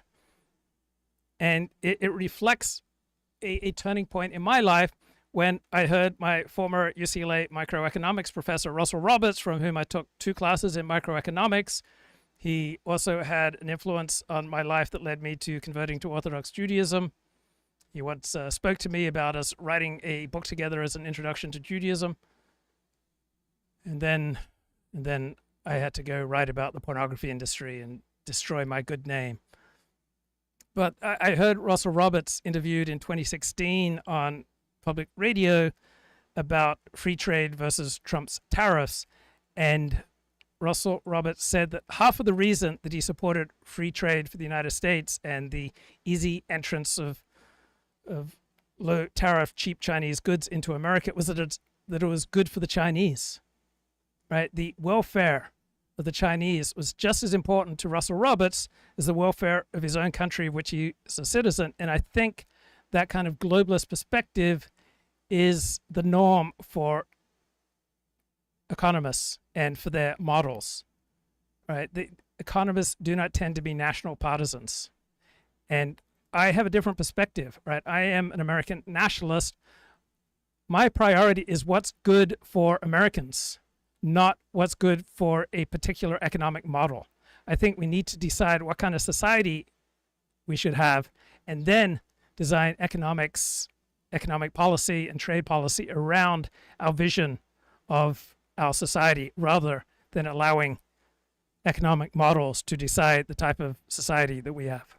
Hate the Democrats, why they hate the Democratic elites, it's why they hate the media. Because there is this feeling like everything that is subliminally in that headline of like, actually, like the main. And another good point from the chat, the markets were going to fall before the tariff announcement, and the markets were headed down in large part because the Chinese AI application DeepSeek made it look like elite American companies investing tens of billions in AI are not getting a good bang for their buck. And so that's a substantial reason why the stock market went down. Mainstream media, it's obviously rooting for the rest of the world. And now there are results from Microsoft and other companies that provide evidence that elite American tech companies' investments in AI are not misplaced and not squandered. Obviously rooting for China, and it's not clear why they're not thrilled that we're getting all these wins, except that it's Donald Trump who's doing them. Michael. I don't disagree with what Batya's saying about CNN and rooting for his failure. I totally believe that the mainstream media is as they can. In the end, I don't know if he will have much sway or influence in enacting anything he wants to do. I think. So I like what the chat says here. This trade war will show how much cheap Chinese junk we don't need. Yeah, maybe there will be some benefits to having less cheap Chinese junk. That doesn't strike me as a stupid analysis. Maybe these benefits will be outweighed by the price. The corporate, I think Trump likes name brands, and a lot of those companies who RFK is going after are iconic American brands. And I think he probably won't be around longer than probably till after the midterms. But I guess I don't understand the offensiveness to, like, what offended you about the Democratic Party, because there's a lot of things that offend me too. Russiagate, look, it was sort of extraneous. That was a seed. It's become much more than that for a number of reasons. But that was sort of the thing that got me sort of asking questions, I guess you could say. About? Just about, how has this, I think the Democratic Party has now. So this guy was an operative for Barack Obama. He was the head of a particular county in Iowa, apparently in 2008 for Barack Obama's campaign.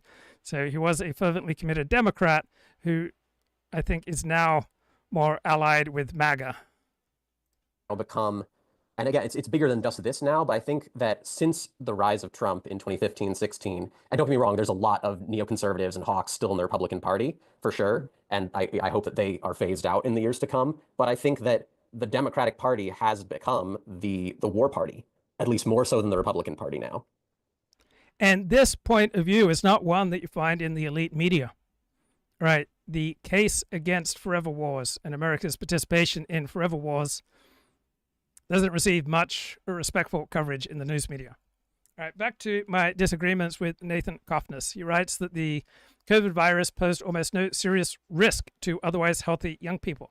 Not a ridiculous statement, because yes, there were approximately 2,000 Americans under age 18 who died from COVID between January 2020 and December 2024, but 95% of them had comorbidities.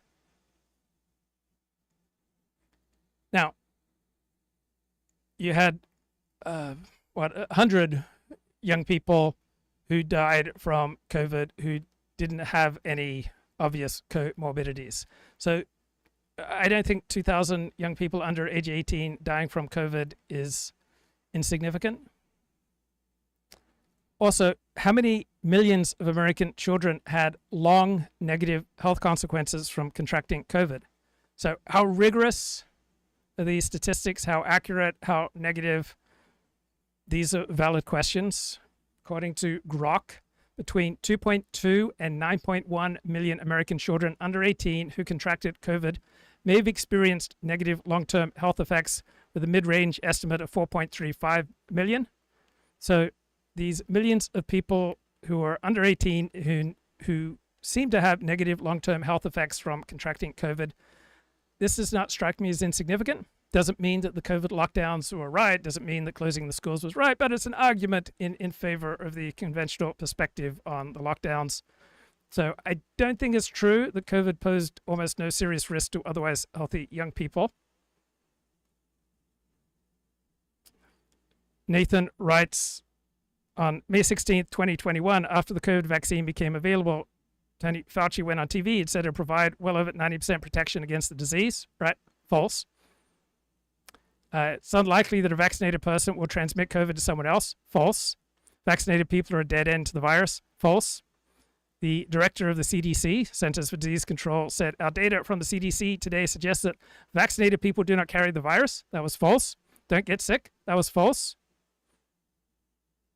And the government's internal documents showed that there was no scientific basis for these claims. So we had clear evidence undercutting these claims, and so these leading public health officers lied to encourage people to get vaccinated. So the vaccine lowered the risk of serious illness, but it only had a modest effect on transmission rates. Now, people in public health are not primarily scientists usually, right? They are primarily communicators who are trying to communicate public health policies that are understandable for a wide varieties of IQ levels. And in that endeavor, they simplify, they exaggerate, they obfuscate, and sometimes they lie. Overall, most of what Tony Fauci said was probably consistent with the science at the time he said it, but we should not expect scientific rigor from public health pronouncements any more than we should expect scholarly rigor when politicians appeal for votes. These are different genres. So Grok says Anthony Fauci's statements during COVID pandemic were often grounded in the evolving scientific understanding available at that time, but he did deliberately lie at times, right? In early 2020, he lied about the need for universal masking. Right, so he was wrong, he lied at times, and Nathan Cofnas is correct to call that out, and he's correct to say it significantly decreased public trust in public health authorities, in institutions, in the news media. Nathan is correct to say that the COVID experts largely got it right. They just lied at times, right? It was scientists, not people like Joe Rogan, who sequenced the COVID genome, who developed a way to test for the disease, who created an effective vaccine, who derived the anti-parasitic medication ivermectin from ivermectin, substance produced by a soil bacteria, and figured out that ivermectin does not cure the COVID virus. Right? Scientists told at times some noble lies and some not so noble lies. Right? Lying might be morally bad, doesn't mean that the scientists were consistently wrong. From day one, many scientists suspected that COVID came from a lab. In the end, real evidence for the lab leak was not discovered by Joe Rogan. First high-profile figure to publicly make the case for a lab leak was Nicholas Wade, who has a degree in natural sciences from Cambridge, worked as an editor at Nature and Science magazines, and was the science editor and reporter at the New York Times for decades.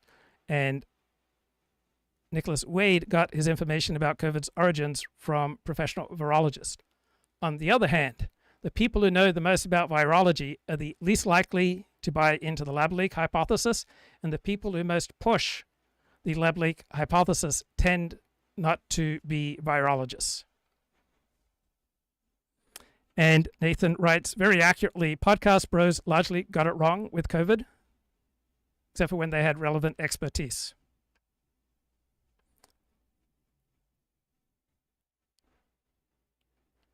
So COVID, with regard to COVID, Nathan Cofnas makes a lot of good points in this essay. He says Robert Malone, who claimed to have invented mRNA vaccines, when his contribution apparently is quite minor and that many other people had far more substantial contributions. So Robert Malone makes many claims that intelligent non-experts can evaluate and see that he's often wildly inaccurate and self-aggrandizing. There's something clearly wrong with his reasoning ability. So it's rational to defer to the consensus of the experts whose minds are not obviously impaired. And you can make the same comments about the revisionist historian David Irving and Daryl Cooper. So an epistemically healthy society would ignore Robert Malone. I agree. Epistemically healthy society would ignore Candace Owens and Joe Rogan and the Weinstein brothers. There are many experts, such as experts in aeronautics, who have tangible accomplishments like airplanes that fly. So you can be confident that their expertise isn't made up. on the other hand, you have quote unquote experts who produce zero evidence that they have special insight into anything. Most fields occupy some intermediate position, perhaps closer to one end or the other. All things being equal, the non-expert should assign a higher probability to the dominant view, because that has a stronger pull on the majority of people who know what they're talking about. On the other hand, you need to ask, what are the incentives for the majority view? Most people would do that which is advantageous to them, even if it is false.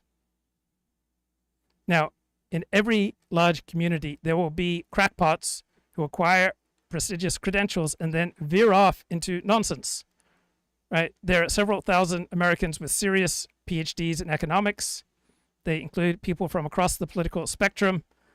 They vote all over the political spectrum. They have different views on many issues, but virtually all of them say with one voice that Trump's tariffs are moronic and they will fail to achieve their aims.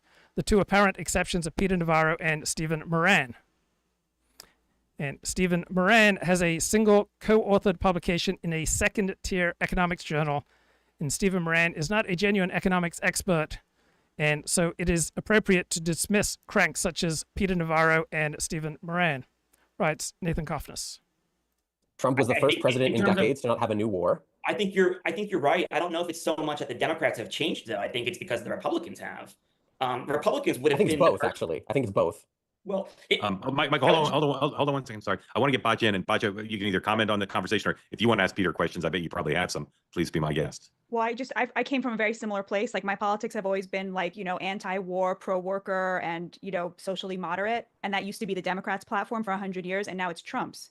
So the Democrats used to be like, like pro-gay. They wanted abortions to be safe, legal, and rare. Now they're pro-trans, which in many cases is actually anti-gay, and they want abortions to be legal into the third trimester. And it's Trump who says, abortion should be safe, legal, and rare, basically, and who has appointed the highest-ranking out-gay person in American history, Scott Bessent. The Democrats used to be anti-war. Now they are the ones pushing, or were pushing, for like new entanglements, new wars, the support of the war in Ukraine, endlessly, forever, finding new enemies anywhere they could, especially if they were people who they thought Trump liked. And it's Donald Trump who's anti-war, who has outflanked them to the left on being anti-war. And it used to be the Democrats who were pro-labor, and now it's the Democrats who are pro-China, pro-corporation. As I said, in 5 minutes, you're going to see them defending tax cuts for the rich. And it's Donald Trump who's implementing, a tight labor market, which is what controlling the border is all about, puts wages in working class people's pockets, tariffs, puts wages in working class people's pockets, and, is trying to do, anything that he has for the business community is an attempt to basically reshore manufacturing and encourage people to, he's basically, this is like, people don't get this, but what he's doing is unbelievably radical. He is instituting an industrial policy, but industry is paying for it. It is the most unbelievably radical proposition I've ever heard. Like, he is instituting an industrial policy for the United States, but rather than having the taxpayer pay for it the way it's done in every communist and socialist country, industry is paying for it. So we have $2 trillion at this point committed to reshoring manufacturing by corporations.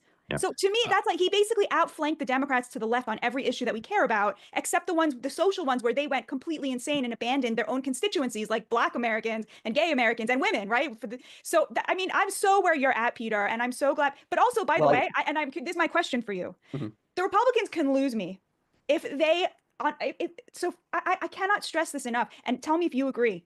If their nominee in 2028 is J.D. Vance, and he comes out and says, I'm a Catholic and a national abortion ban is very important to me, which is something he has said before.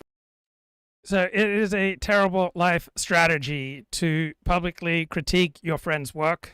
All right, don't do what I'm doing now with the work of Nathan Cofnas. I hope I'm being respectful. I hope I'm not being self-aggrandizing. I hope I'm not being petty. But it's a terrible strategy. Don't do it. I've lost way too many friends doing this. And the price paid is enormous. And what's going on with Trump and Israel, right? Is there a significant split between Trump and Israel? I don't know.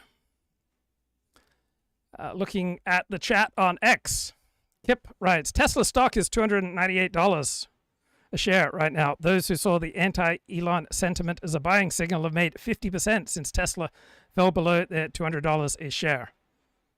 Make your bank off their BS. The gold I bought when AOC won office in December of 2018 has gone from $1,200 an ounce to $3,300 an ounce. So there is a significant downside to buying gold. That is, it can be declared illegal to own gold, and you are at the mercy of the whims of those with power.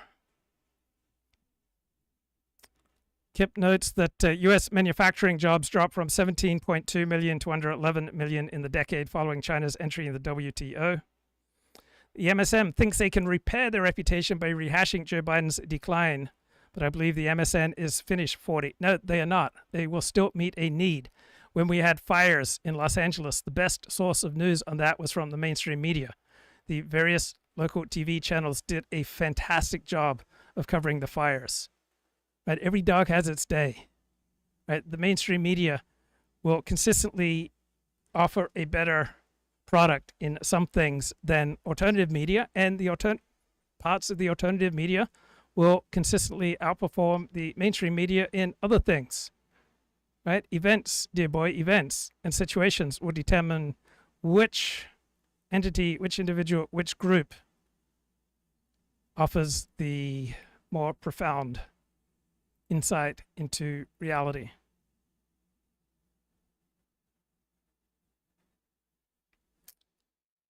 So Nathan writes, we know who is rewarded in an unregulated marketplace of ideas, at least on the right. So here's a big difference between elites and non-elites. Elites believe in a lot more censorship and a much heavier paternalistic hand in determining our access to views and information. Right? Elites want much more social media censorship than regular people. So Nathan says, the people who win in the unregulated marketplace of ideas are those who appeal to the intuitions of the lowest common denominator in the most entertaining way. Yeah, but they only win one game, right? They win the ratings game and the popularity game within a certain demographic, but they do not win with the tiny number of people who determine what knowledge is. Nathan writes, winning ideas include anti-Semitism, Holocaust denial, World War II revisionism, drinking unpasteurized milk. All right, my dad was a big believer in drinking unpasteurized milk. I remember there was a time when Dennis Prager and his friends were quite against corporate punishment, and I would reliably crack them up when I said, there's nothing wrong with parents spanking their kids, right? That's what happened to me, and look how I turned out. Vaccine denial, moon landing conspiracy theories, fascism, the notion that Americans would be happier working in factories, and the theory that America is being screwed by Madagascar because we spend more on their vanilla beans than they spend on food and medicine from us. Some of these are bad ideas being implemented into policy by the Trump administration. 3.5 months of what Alex Kashuta calls government by meme has destroyed trillions of dollars in American wealth, irreparably harmed our global status and influence, and set the stage for a global left-wing backlash. Right, so there are ways that these contentions are accurate, and there are ways that they are not accurate. So initially, Trump's tariffs did appear to destroy trillions of dollars in American wealth, but now the stock market is higher than it was on Liberation Day. So there is currently no empirical basis of which I'm aware to claim that Trump's tariffs have destroyed trillions of dollars in American wealth. Now, on what empirical basis can you claim that Trump has irreparably harmed our global status and influence? Right? America's power, our status, and our influence primarily rests upon us having the strongest military in the world and the strongest economy in the world. And both our military and our economy currently, right now, are as dominant as ever compared to other economies and other militaries. Where is the global left-wing backlash? So if you mean the recent elections in Canada and Australia, they both re-elected center-left parties, right? They were re-elected. Admittedly, the right-wing parties were ahead in the polls in both countries before Trump took office. So maybe Nathan is right. Trump, too, right? The second Trump administration is many things, but overall, it's not accurate to describe it as government by meme. I know that's catchy, but it's not accurate. This new administration is primarily operating on plans developed over years by smart people. This new Trump administration is substantially acting out of the plans of Project 2025, probably accounts for about half of Trump's current agenda. Right? The hundreds of executive orders that Donald Trump has signed are not memes. Trump 2 is chaos. Trump 2 is messy. Right? More than any politician that I can think of, Trump weaponizes uncertainty. Sometimes that works out in his interest. Sometimes that works out in America's interest. Sometimes it does not. Sometimes it's not clear. Okay. Publishing in elite journals or failing to publish in elite journals does not establish much to prove expertise. Right? Plenty of what is published in elite journals is nonsense. So just think about academia's replication crisis, where many of their academic studies, particularly in the field of social psychology, did not replicate. And plenty of experts, right, focus on other things than publishing. Right? The phrase publish or perish refers to getting ahead in the field of academia. That is not co-equal with expertise. Right? Stephen Moran has an impressive track record. Harvard PhD, senior strategist at Hudson Bay Capital Management, right? Co-founded the asset management firm Amber Wave Partners. So he has had other priorities than publishing in elite economic journals. That does not show he doesn't have expertise. He was an advisor on economic policy for the Department of Treasury from 2020 to 2021. He co-authored a paper with Iranian-American economist Nouriel Roubini, accusing the Department of the Treasury reducing the share of long-term notes and bonds, lowering yields and prolonging inflation. Okay, it was in a second-tier journal. But either he's right or wrong. That's what's most important, not where he published it. I publish things on my blog that reverberate. Right? I publish things on my blog that have then forced the Los Angeles Times and other news media to react. So if what you have to say has importance, other news media will react, even the most elite media. In November 2024, Stephen Moran published a user's guide to restructuring the global trading system. He examined tools for reshaping international trade following Donald Trump's re-election.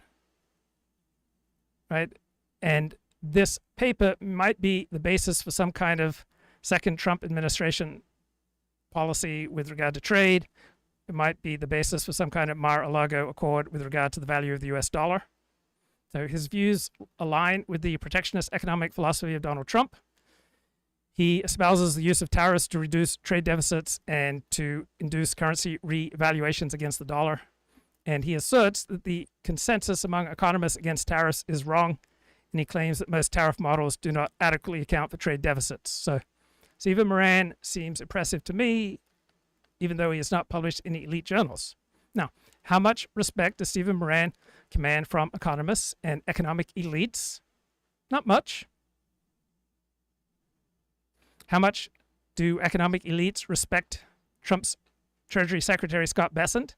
Probably more than any other figure in the Trump administration. So I love, I venerate, and I've incorporated into my own thinking the following idea from Robert Lighthizer in his 2023 book, No Trade is Free, Changing Course, Taking on China and Helping America's Workers. I love this point. So he was Donald Trump's trade representative in Trump's first term. So he says, rather than envisioning the type of society desired, and then in light of that conception of the common good, fashioning a trade policy to fit that vision, right, that's what I want, economists tend to do the opposite. They start from the proposition that free trade should reign and then argue that society should adapt to this particular abstract economic model. Most smart people will acknowledge that lowering trade barriers causes economic disruption. Few suggest that the rules of trade should be calibrated to help society better manage these effects. On the right, libertarians deny that these bad effects are a problem because they benefit. They create cheap consumer goods for the masses, and these benefits outweigh the costs. And for factory workers, they can be retrained to write computer programs. Right? Retraining doesn't work out for the victims of free trade. All right, many people benefit from free trade, and many people are hurt by free trade. On the left, progressives promote trade adjustment assistance and other wealth transfer schemes as a means of smoothing globalization's rough edges. But fundamentally love Robert Lighthizer's point. Envision the type of society that you desire and then build a conception of the common good and create a trade and economic policy to fit that vision rather than assuming that abstract economic models are the starting point. So I turned to Grok, wanted to get Grok's analysis. But first of all, I need a stiff drink. Here's Mark Halperin from last week. Little secret here. I'm going to tell you about the king's ear. Who's got it?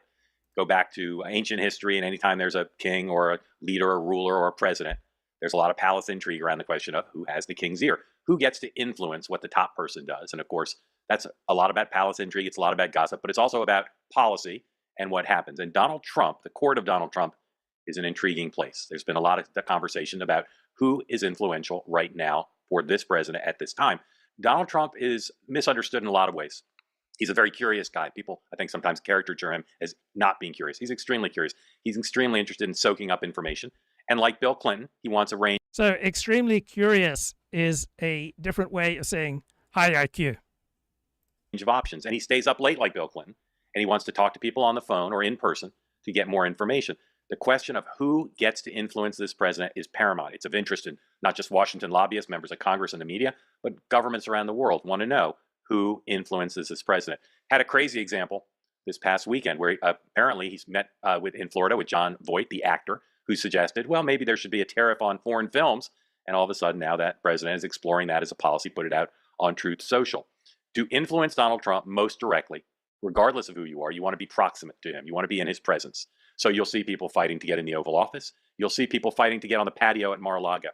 That is the best way to influence Donald Trump, to be in his person.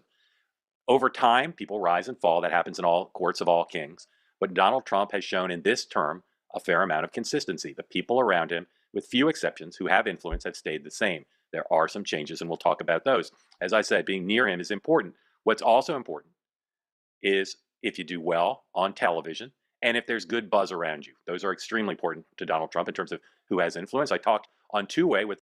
Right, we're all products of a particular society, tribe, community, and when a particular community like applauds, right, that is a powerful factor in your status and your standing, right? Donald Trump is not unique in how he chooses those who influence him. So I wanted Grok's opinion of Robert Lighthouser's point.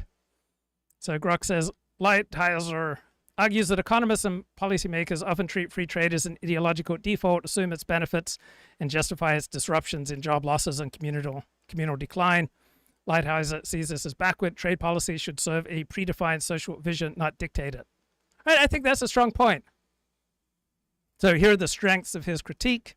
It's society first. You prioritize your vision of the common good over dogma, right? You frame economic policy, trade policy as a tool to serve the common good. So this is pragmatic. It's a bipartisan critique, and it's realistic, right? He recognizes that lowering trade barriers causes significant economic and social upheaval. Now, there are weaknesses. It's vague, right? What exactly is the common good? It risks protectionism, and we live in a globally interdependent world. Right, so let's get to the conclusion of this Nathan Cofnas essay that I found so stimulating. I spent many, many hours critiquing it in my own head. Huge numbers of people are going to latch onto disastrously wrong ideas unless elites exercise some paternalistic control of their informational environment. I contend it has always been so, and the ability of elites to control the information environment is quite limited, and we don't really need to worry that much about people having wrong ideas about matters that are largely irrelevant to their own well-being. Nathan continues, social status on the right is determined mainly by how much attention you can generate, regardless of the quality of that attention. No, this refers to social status in certain circles. It doesn't refer to social status in that tiny circle who determines what knowledge is. People who appeal to the lowest common denominator rise to the top. Only in certain circles, they don't rise to the top in other circles. The right won't be able to attract large numbers of cognitive elites and therefore will not be successful if it does not create alternative tracks for people and ideas to gain influence. This is a very good point. Nietzsche says, far from the marketplace and far from fame happens all that is great. Cofnas says there are occasional exceptions to that principle. I agree with both men. When it comes to ideas, the marketplace rewards space is fake and gay more than it rewards more sophisticated analysis.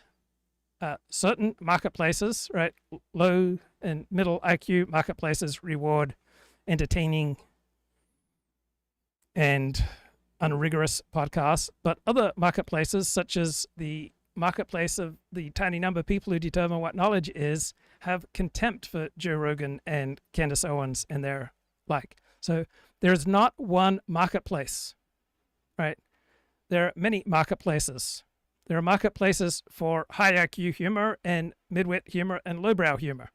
There's another marketplace for hardcore pornography, another marketplace for saving your soul. There's another marketplace for entertainment. There are many marketplaces for entertainment depending on your IQ. There's a marketplace for ideas for people with IQs over 120. Right? The ideas marketplace for the high IQ crowd has no time for arguments that space is fake and gay. People who love that argument are looking for laughs. They're not looking for scholarship. There is no reason that we need to be terribly concerned about that. It's like getting upset at the movie Animal House. So that came out in 1978, starred John Belushi. It's about a troublemaking fraternity whose members challenge the authority of the dean of the fictional college. So intellectuals have always been dismayed by the wrong ideas of the masses and have frequently had contempt for the masses. Has there ever been a society where the elites exercised effective control over the information environment? I'm not sure that is possible or even desirable. Policing people's information choices generally seems silly to me, though I am all for restricting information about the production of dangerous weapons, and I recognize that society has an interest in discouraging self-harm and antisocial behavior. Social status is not determined only by popularity. Steve Saylor is as high a status a thinker as you can find in many circles, even though most Americans have never heard of him. Status is domain specific. The great basketball player has high status in the domain of basketball, but his basketball skills create no status for him in other domains. People who appeal to the lowest common denominator rise to the top of certain domains, but they have no chance for status in other domains. Right.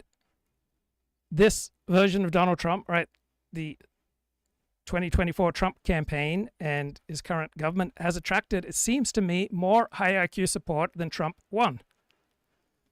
In part because the right was deplatformed from the social media oligarchy between 2016 and 2021, and so they increasingly created their own social media. Elon Musk bought X, and we had the rise of Substack and Rumble and podcasts. Podcasts do not tend to be as heavily censored as the written word. So rarely has cognitive labor of any ideological stripe paid for itself. With few exceptions, the great artists and the great thinkers have always had to support themselves by either day jobs or by allying themselves to a patron. Nathan is right. The right needs to fund more intellectuals. Donald Trump has moved the Republican Party down market. The Republicans have put out a lower IQ message under Donald Trump. And with this message, they won 2 out of the last 3 presidential elections. Right? Donald Trump's low IQ message resonated with enough people to take power. Populists such as Donald Trump win elections, though I give this to Cofnas, they rarely govern effectively because effectiveness requires expertise, and the right needs to fund and develop its own expertise. Now, there are solutions. And we can look to the example of great TV, such as the Sopranos series, right? Great TV contains scripts with appeal for many different levels of IQ. Right? People with an average IQ can enjoy the Sopranos, and people with a genius IQ can enjoy the Sopranos. Right? People with an average IQ can enjoy cartoons, and there's enough in the scripts for many cartoons that even very smart people can enjoy those cartoons. Right? The right needs to be like The Sopranos with messages for different levels of IQ. Trump at his best is like The Sopranos. He has attracted some formidable intellectual talent such as J.D. Vance, Scott Bessent, Susie Wiles, effective organizer perhaps more than intellectual, and Stephen Moran. And Donald Trump needs to listen to J.D. Vance, Scott Bessent, Susie Wiles, and Stephen Moran. Now, Donald Trump has shown the ability to grow and to listen to expertise. His 2024 campaign was far more professional than his previous runs for public office. With my colleague Sean Spicer about the factor of television. What are the ways to have Trump's ear? Because Besson clearly does now. So whether you're Besson or Stephen Miller, what are the keys to getting Trump's ear? Well, to win the surrogate war, which he's clearly done, meaning if you read that the comment that Caroline's putting out, when you know that Trump is hearing from disparate folks that X person is doing a great job, that's number one. Number two is obviously going on Fox News and other high profile type things. And I would say that those are probably the two, to have the echo chamber on your side and to have the media on your side, the key media. So with Donald Trump, anybody can get through. It doesn't matter who you are. If Donald Trump wants to talk to you, no matter what kind of guardrails are put in place, he is going to get you on the phone. He's going to get you in person. He's going to hear what you think. That is different. That is different than most people who've been president or run for president or have had senior positions in the American government that I have covered. Here also from the morning meeting, Dan Turntine, talking about what he saw when he worked for the Clintons and for Nancy Pelosi. In both instances, they have people who had their cell phones who could reach them, at times. There was a pretty formal process, and you had to be careful. If you went directly to the Clintons or to Nancy Pelosi with a message of like, I've got concerns, or you would hear from staff in some way to basically say, look, there's a chain of command that you need to work the problem up through. Things only get to the principal when they've either like, hey, we've thought of everything. Here's the, it now needs your attention. But if you if you were to step over people, you would get your hand slapped. So with Donald, that's how it usually works in an organization, right? You step over the chain of command and you'll usually get slapped down.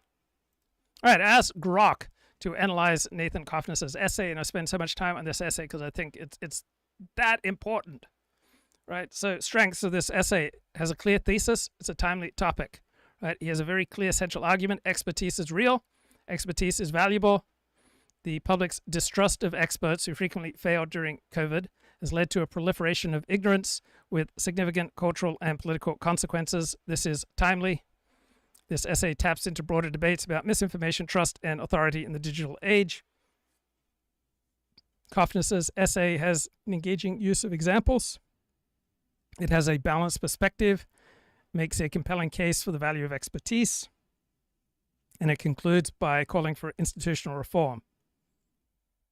And according to Grok, and I agree, these are the weaknesses of the Cofnas essay. There is an overgeneralization on alt media figures without sufficiently distinguishing their varying approaches or credibility. There is a selective use of evidence. There is ambiguity in defining expertise, and there is a dismissive tone towards the public. There are underdeveloped solutions. The essay's tone is polemical yet scholarly. It blends sharp critiques with academic references. This makes it appealing to an educated audience, but potentially alienating to readers who sympathize with alt media figures. The use of phrases such as brain-rotting infotainment and government by meme is rhetorically effective, but may polarize readers who see value in the alternative media. Nathan Cofnas refers to Plato's philosopher kings and noble lies. This adds philosophical depths, but is underexplored. So we perhaps need a deeper engagement with the ethics of lying for the public good. Now, here are the Nathan Cofnas essays that I think need essay paragraphs that most need improvement. So here's one. At the height of our society's expert worship, credentialed technocrats taught a bunch of self-serving lies, imprisoned people in their apartments for 2 years, and then said that anyone who questioned them was a racist conspiracy theory almost the entire academic and media establishment covered for them. On top of that, we are told that people with PhDs in how smells are racist are also experts before whom we must genuflect. And I think there is a more expert and more effective way of making this point. So here is Grok's suggested revision. During the COVID-19 pandemic, public health experts faced unprecedented challenges in managing a rapidly evolving crisis with limited data. Good point. While many of their recommendations, such as social distancing and vaccination campaigns, were grounded in the best available evidence and saved lives, some policies, such as prolonged lockdowns or inconsistent messaging on issues like mask efficacy, sparked legitimate debate, and the tendency of certain institutions to dismiss skepticism as misinformation rather than engaging with it transparently eroded public trust in expertise. Yes, I love this. Additionally, the elevation of niche academic fields as authoritative voices on complex social issues sometimes muddled public discourse. A more humble, transparent approach to expertise one that acknowledges uncertainty and invites constructive critique would strengthen public confidence in scientific guidance. So yeah, I prefer the Grok revision. All right, here is another Cofnas paragraph that I thought could be improved. Consumers of alt media have largely given up on the notion of expertise, at least when it comes to politicized topics. When every credible economist on earth says that Trump's tariffs are going to be a disaster, they say, Nate Silver failed to predict the 2016 election, so maybe Oren Cass, a lawyer, or Batya Ungar-Sargon, a Marxist English major, and Cat Turd are just as likely to be right about tariffs as people who know how to draw supply and demand curves. So Grok says this passage is flawed by its sarcastic tone, its overgeneralization of alt media audiences, and its failure to acknowledge the nuanced reasons behind skepticism towards experts. So a more accurate and effective version of this paragraph would recognize the selective nature of the skepticism, address its root causes, and engage with the tariff debate more substantively while avoiding mockery. So here is Grok's revision. Some alt media consumers have grown skeptical of mainstream expertise, particularly on politicized issues like trade policy, where they perceive biases or inconsistencies in institutional narratives. For instance, when economists widely criticize Trump's proposed tariffs as likely to raise consumer prices and disrupt global trade, some dismiss these warnings, pointing to past failures of predictive models, like polling errors in the 2016 election. They may turn to voices like Oren Cass or Batya Ungar-Sargon, who, despite lacking formal economic training, offer compelling narratives that resonate with their worldview. This skepticism is not universal. Many of these same individuals trust experts in fields like medicine or law for personal needs. The challenge lies in bridging this selective distrust by fostering transparent, evidence-based discussions that address public concerns without condescension, while emphasizing the value of specialized knowledge, such as the economic principles behind supply and demand. So I like the Grok revision. And here's another paragraph that I think needs to be revised to be more effective. In a large community, it's inevitable there will be the occasional crackpot. And here's the revised version.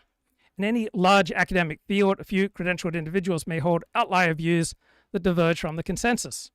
Consider the case of Trump's proposed tariffs, which aim to protect domestic industries, but are criticized by nearly all economists across political and ideological lines for likely increasing consumer prices, disrupting global trade, and failing to achieve their goals. This consensus reflects decades of research on trade policy, including studies showing the costs of protectionism. Two economists, Peter Navarro and Stephen Moran, both with Harvard PhDs, are notable exceptions in supporting the tariffs. However, their arguments have faced scrutiny.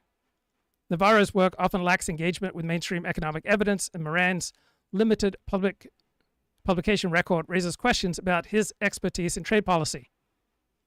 While dissenting voices can sometimes spark valuable debate, the overwhelming evidence against broad tariffs suggests caution in prioritizing these outliers over broader consensus. Engaging with their arguments critically rather than dismissing them outright can help clarify why the consensus holds. So I like that Grok revision. Donald Trump, things are different. He wants you to be good on TV, particularly on Fox News. He wants there to be good buzz around you.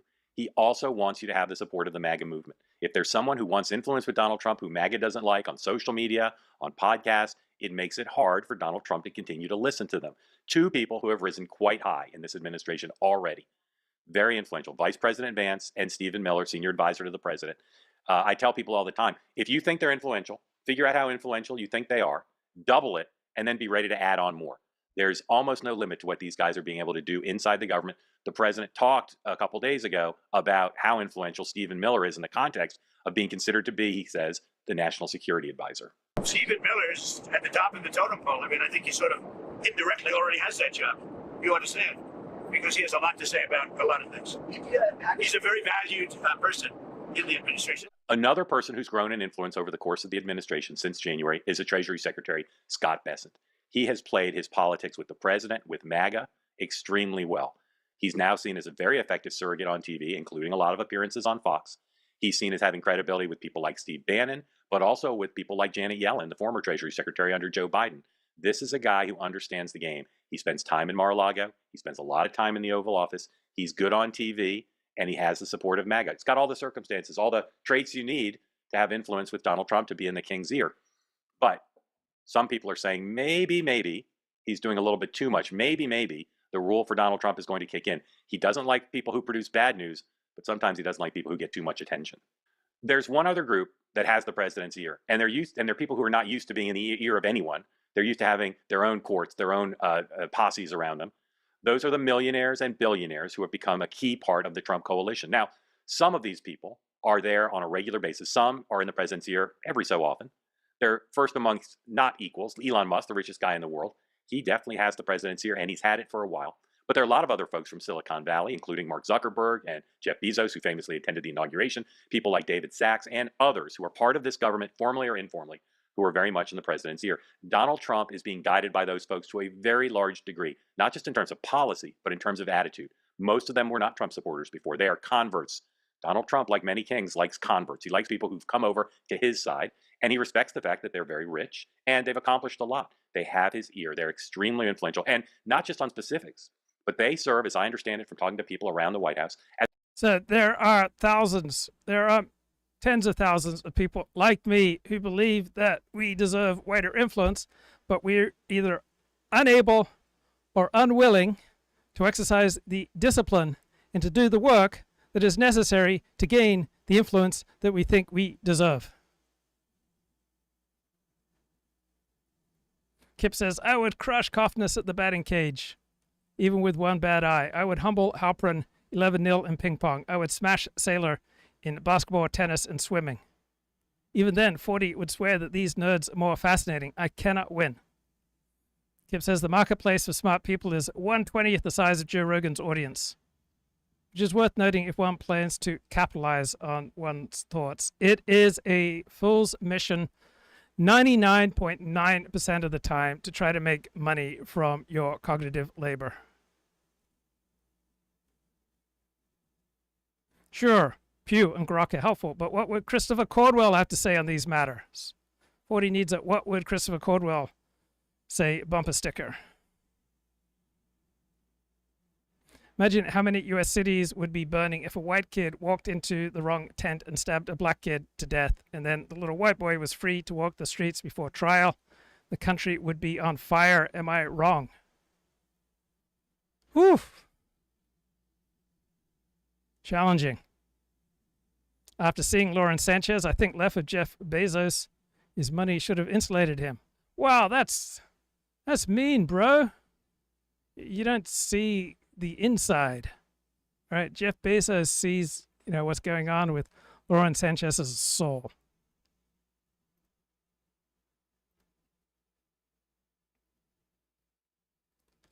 So I asked Grok to compare and contrast this latest Nathan Cofnas essay with his other body of work. Right? I don't understand why Nathan is sloppy here when he's usually so thoughtful and careful. Grok says Cofnas is a philosopher and researcher who is known for his rigor, for his precision, for his provocation, and for his clarity. He usually avoids hyperbole and focuses on logical structure.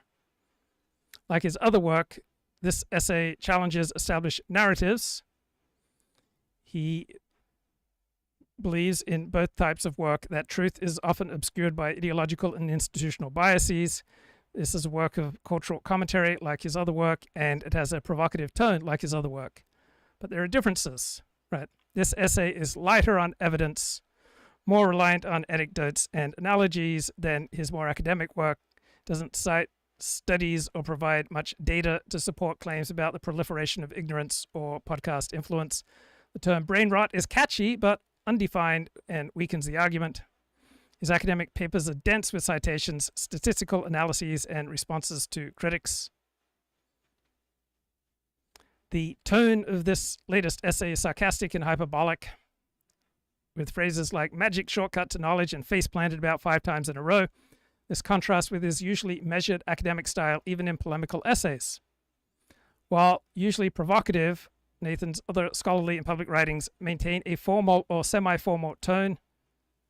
He will often use sharp critiques, but he will typically avoid slang or mockery and will focus on reasoned arguments in his more academic work. Depth of analysis. The Podcast Bros essay is broad, covers World War II, vaccines, Ukraine, and tariffs in a single sweep without delving deeply into any. It asserts that Podcast Bros have not outperformed actual experts on COVID, but doesn't substantiate this with data or examples. Nathan Cofnas typically focuses narrowly on specific issues and provides detailed evidence. So, audience and intent. This essay is written for a Substack audience. It seems aimed at sparking discussion. The casual meme-like term brain rot, a lack of citations, suggest a focus on engagement over scholarship. His academic papers target philosophers and scientists. They aim for rigor and impact within scholarly debates. His public essays balance accessibility with intellectual depth, appealing to educated laypeople. Your perception of sloppiness in this Podcast Bros essay likely stems from the following: lack of evidence, hyperbolic tone, broad scope, platform and context, possible intent. Then I had Grok analyze Nathan's X account and compare it to his academic papers, and you'll be shocked to find that there is a difference. So there is someone who's written the book on expertise, which is the best one which I'm aware, and that is my philosopher, Stephen Turner. Love this thinker. And in 2003, published a great book called Liberal Democracy 3.0, Civil Society in an Age of Experts. And he notes that experts are usually those who other experts call experts. And he says, if we imagine a historian in the distant future faced with the task of explaining the significance of the 20th century, and what remarkable and consequential transformations occurred within it. All right, two particular changes would stand out. One is the development of science and technology. The first time science and technology became closely linked. And what are the connections between the development of science and technology and political developments? So, a thinker in the distant future would attempt to study the writings of influential political thinkers of 20th century liberalism and democracy to see what they had to say about the connections between science and science-related technology. What would this distant thinker find? Silence. If you turn to the key documents of American liberalism, something astonishing can be found. The greatest single work of liberal political philosophy of the late 20th century, John Rawls' A Theory of Justice, is utterly devoid of any mention of science. So experts are needed by our liberal democratic societies, but only experts understand what other experts are talking about and what is properly a matter of expert knowledge. So to allow experts to decide what belongs in the domain of expertise means that experts place topics that should be subject to public discussion in the fenced-off area of expert knowledge. Now, historically, the left has had a much more ambivalent attitude towards expertise. The right has been much more at ease with hierarchy. So the more right-wing and traditional you go in Jewish life, the less likely you are to go up to an Orthodox rabbi and share with him your opinion about this week's Torah portion. Right? The more traditional you go in Jewish life, the more hierarchical, and the less value the uninformed opinion has about Torah. So to have a meaningful discussion, you need mutual comprehension. But when it comes to expert knowledge, there is rarely such comprehension, and there is no corresponding ability to judge what is being said and who is saying it, and so no possibility of genuine discussion. So expertise challenges liberalism and democracy. Right? Expertise violates the conditions of equality presupposed by democracy and liberalism. Right? Genetic engineering is out of reach of democratic control because the only tiny number of people understand it.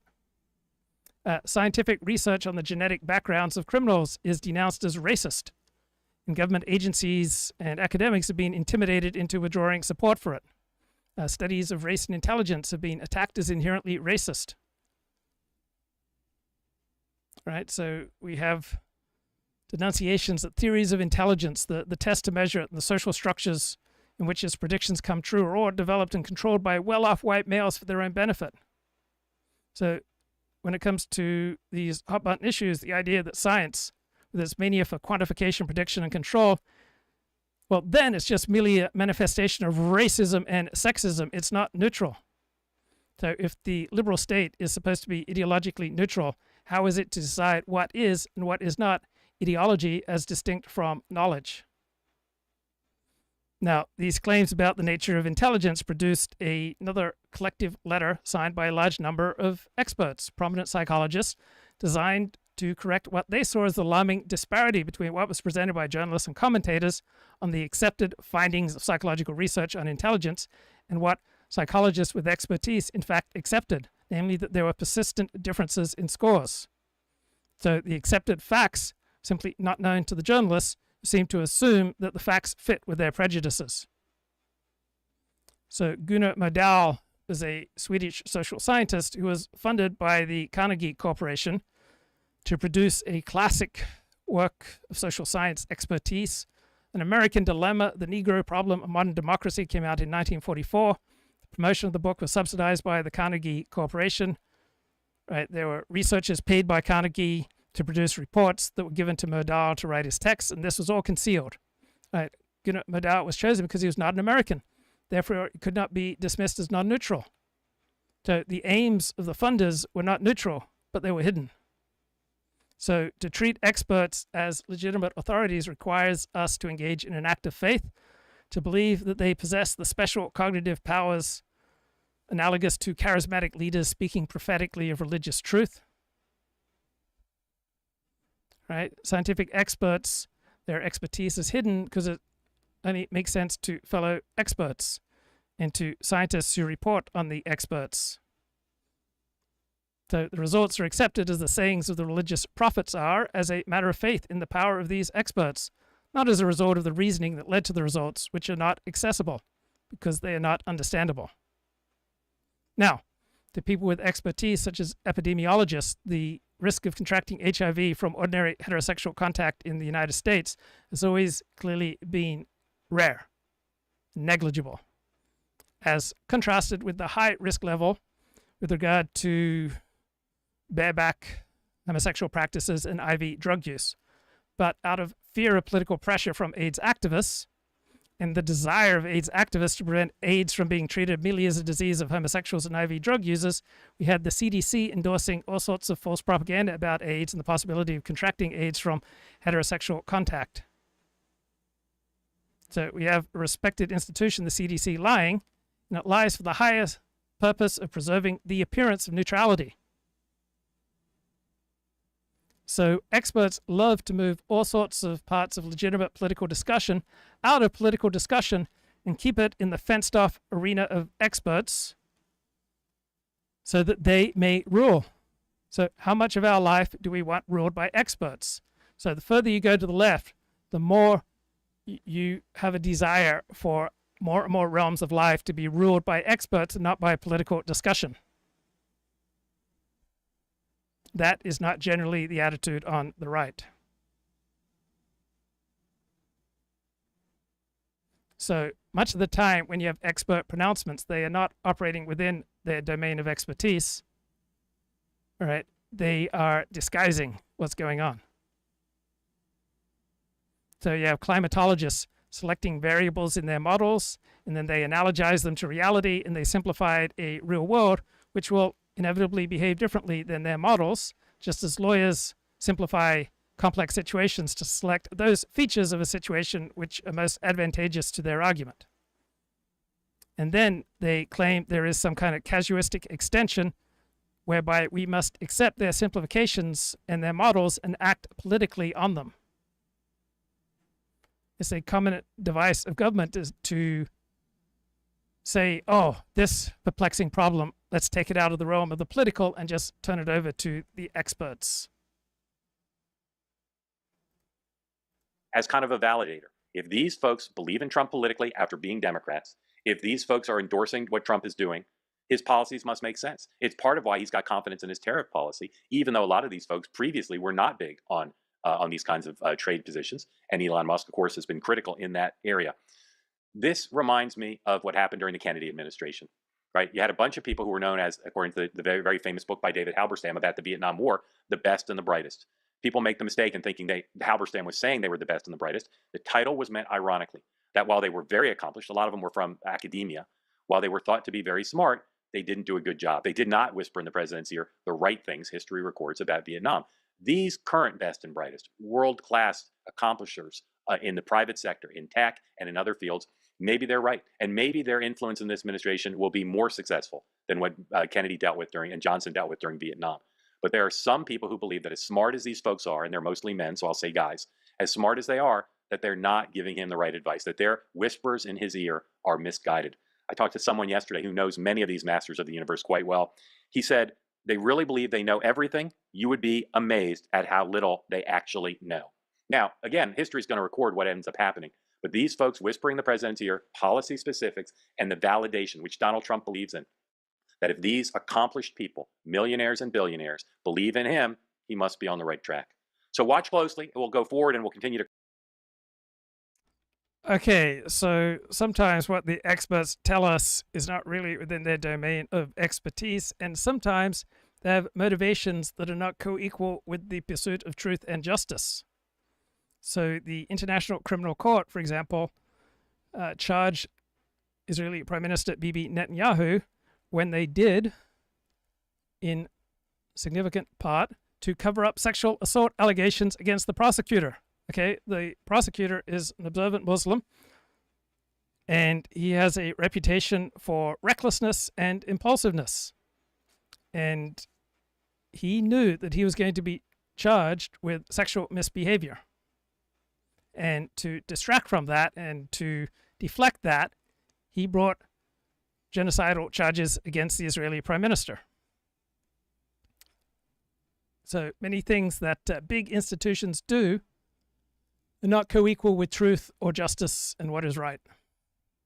One of the biggest surprises from my journey into Orthodox Judaism is that about half of the Orthodox Judaism conversion courts in Los Angeles, or at Batya Din, have rabbis who pressure attractive women into giving them sexual favors in exchange for conversion.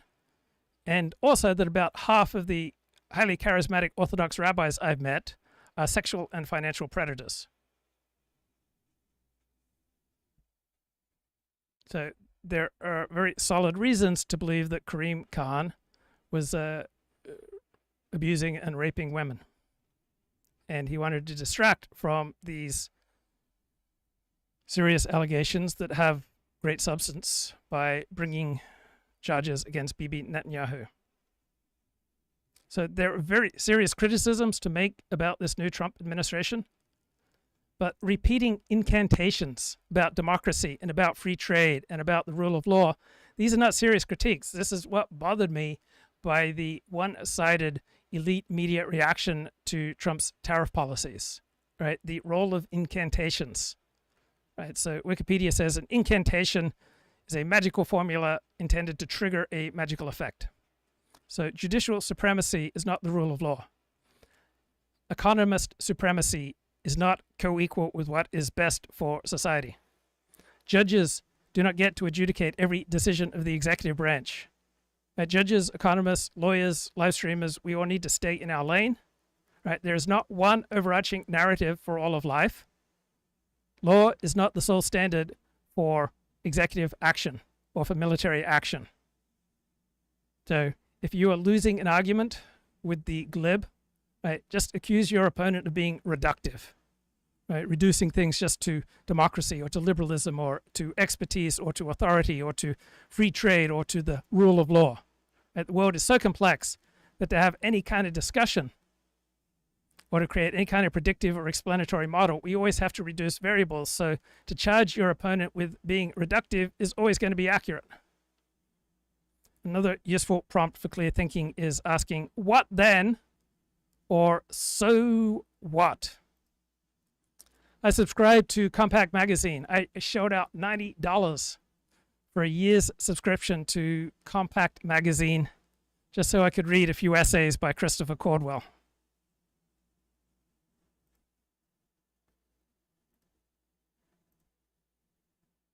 Macros are completely irrelevant because any number you're getting is obviously either a month or 3 months old, depending on what we're looking at. So anyone who's just looking at the macro numbers and saying geopolitics as if that explains anything is not going to tell you what's going on when the entire fundamental superstructure of the global financial, economic, political, and security architecture is crumbling and being rebuilt before our eyes. Well, what isn't happening? In terms of technology, we understand that we're on the cusp of not just an AI revolution, but an AGI one. If you've got AI, and you've got automation and robotics, and you've got 3D printing, why do you need to have everything made in China? Why can't you make everything locally, in small batch, bespoke? And you've got no labor costs doing it, so therefore you can't arbitrage one country against another. That will completely remake global supply chains. Geopolitics is very, very clear. As I said, the US security umbrella is collapsing because it can't be everywhere at once. So that's incredibly important, because without a defense umbrella, you don't have a liberal world order. And this is something incredibly important for people that...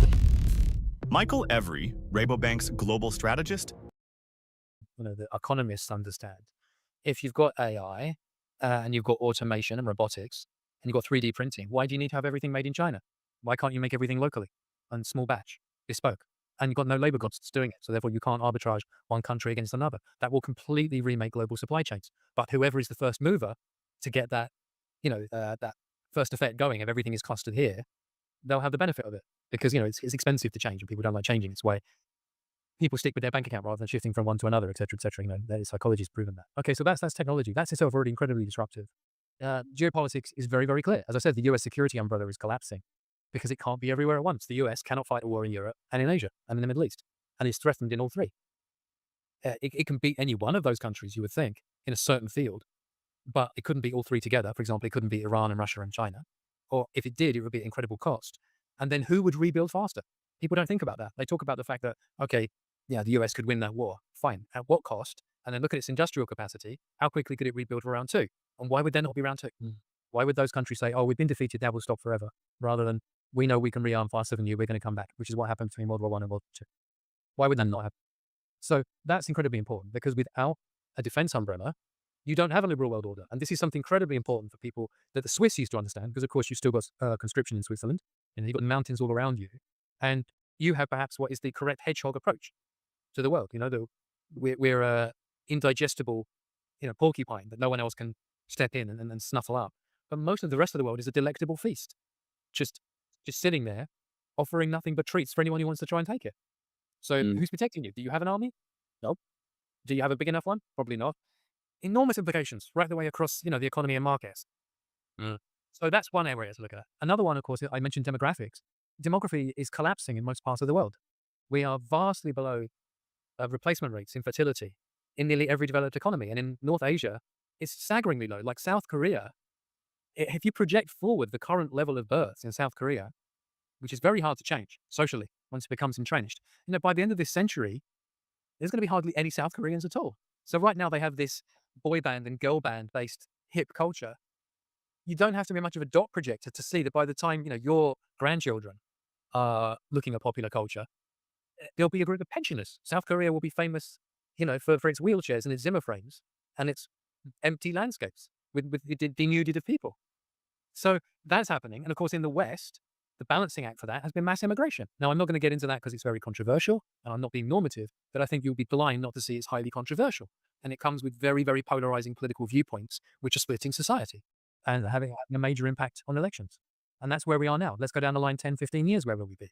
So that's military, technology, demography, just a few that I'm throwing in. And when they all come together, which they often do, it's just transformative. And you can project forward where you think things will go, and you can be logical to an extent, but we don't know where. But again, it could be very far on here, it could be very far on here, but it's not going to be this middle of the road. And how do you invest for that? Yeah, no, for sure. I mean, but my question would be like, how do countries now sort of react to this? Is this the concept? Is this where the concept of this economic statecraft is coming in that you were also writing about? You know how you invest for that? You invest in family, friends, and community, because the more connected you are to other people who are aligned with your hero system, the better you'll be able to navigating a changing world. Kip is feeling better, sleeping better these days, because Roseanne Barr cleared up a misconception he had about Jews running the media. She explained it as the Muslim Brotherhood that runs most elements of U.S. media, so that is a huge relief.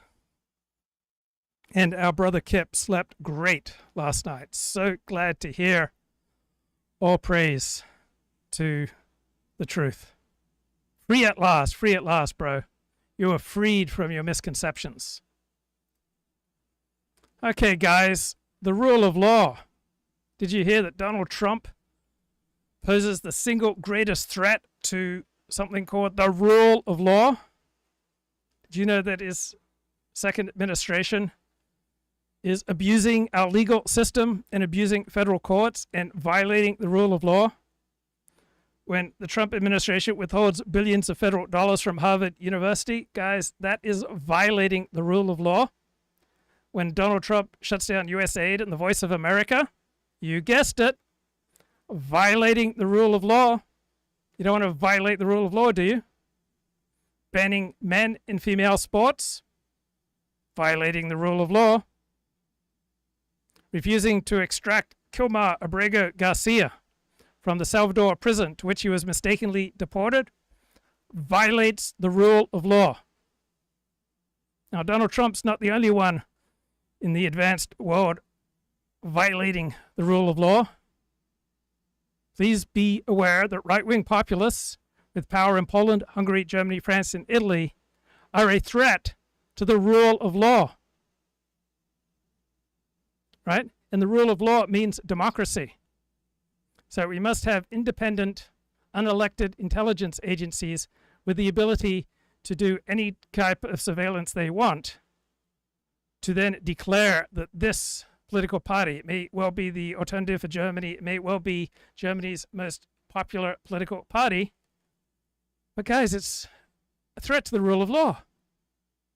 Right? We've got an independent expert agency that's just trying to defend the rule of law, and so now we need independent judges to declare the most popular political party in Germany a threat to the rule of law. All right, thoughtful centrist thinkers such as David Brooks insist that we are on the road to fascism. Right? The rule of law, guys, that is the sum of all good things. The rule of law is co-equal with good sex, good food, the good life. Everything beautiful and true and just is encompassed by the term the rule of law. Are you against everything that is true, beautiful, and just? What kind of loser are you? How antisocial are you? Now, I am reading to you from this essay in Compact magazine, and this particular political scientist, he wants you to think that the rule of law is just one among many virtues that a legal system might embody. But I hope that you know better. I hope you're not going to fall for this kind of populist rhetoric. Now, this guy claims that the rule of law is not the same thing as justice or legal equality or human rights nor democracy.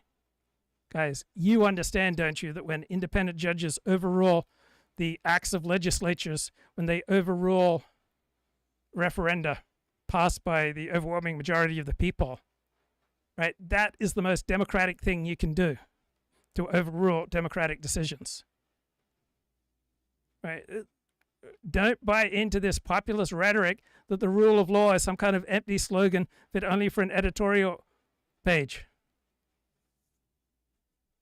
Right? The rule of law, it means the most beautiful, the most ideal, the most true and just political ideals. It's about the limitation of the executive's exercise in power. Right? It's a demand for the exercise of reason. It's about the achievement of predictability. It means eliminating arbitrariness in law. So thank God we had an American federal judge who ruled in February the Trump administration may not enforce its executive order against DEI programs, diversity, equity, inclusion, because the order's vagueness, it invites arbitrary, discriminatory enforcement. Otherwise, you'd never have arbitrary and discriminatory enforcement, right? The only reason that there's any arbitrary and discriminatory enforcement of law in the world is because of Donald Trump.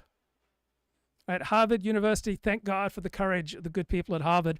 It has sued the Trump administration for acting, you guessed it, in an arbitrary and capricious manner by freezing billions of dollars in federal funding to all parts of the university system. Thank God when the left has power, they never acted in arbitrary and capricious manners to enforce what they wanted. Guys, we need the separation of powers. We need independent judiciaries, right? We can't violate the rule of judges, right? The rule of law equals unlimited independent power by judges, right? You must defend judicial supremacy if you want the rule of law. This is all very high-minded, right? You need judges to be absolutely free and secure and with unlimited power. You want them separated from any kind of executive, legislative, or social pressure. Now, you might ask, who decides what's arbitrary, capricious, and reasonable? Who decides how much judicial independence is sufficient? Well, I've got great news. Independent judges decide these things, right? The rule of law means the rule of judges. So we should not enforce the rule of law upon those who rule what is the rule of law, the judges. Right? The rule of law is necessarily subject to the rule of men because it's always enforced by men. So you may be concerned about judicial supremacy, may be concerned that the individuals who have judicial power are themselves the law. Right?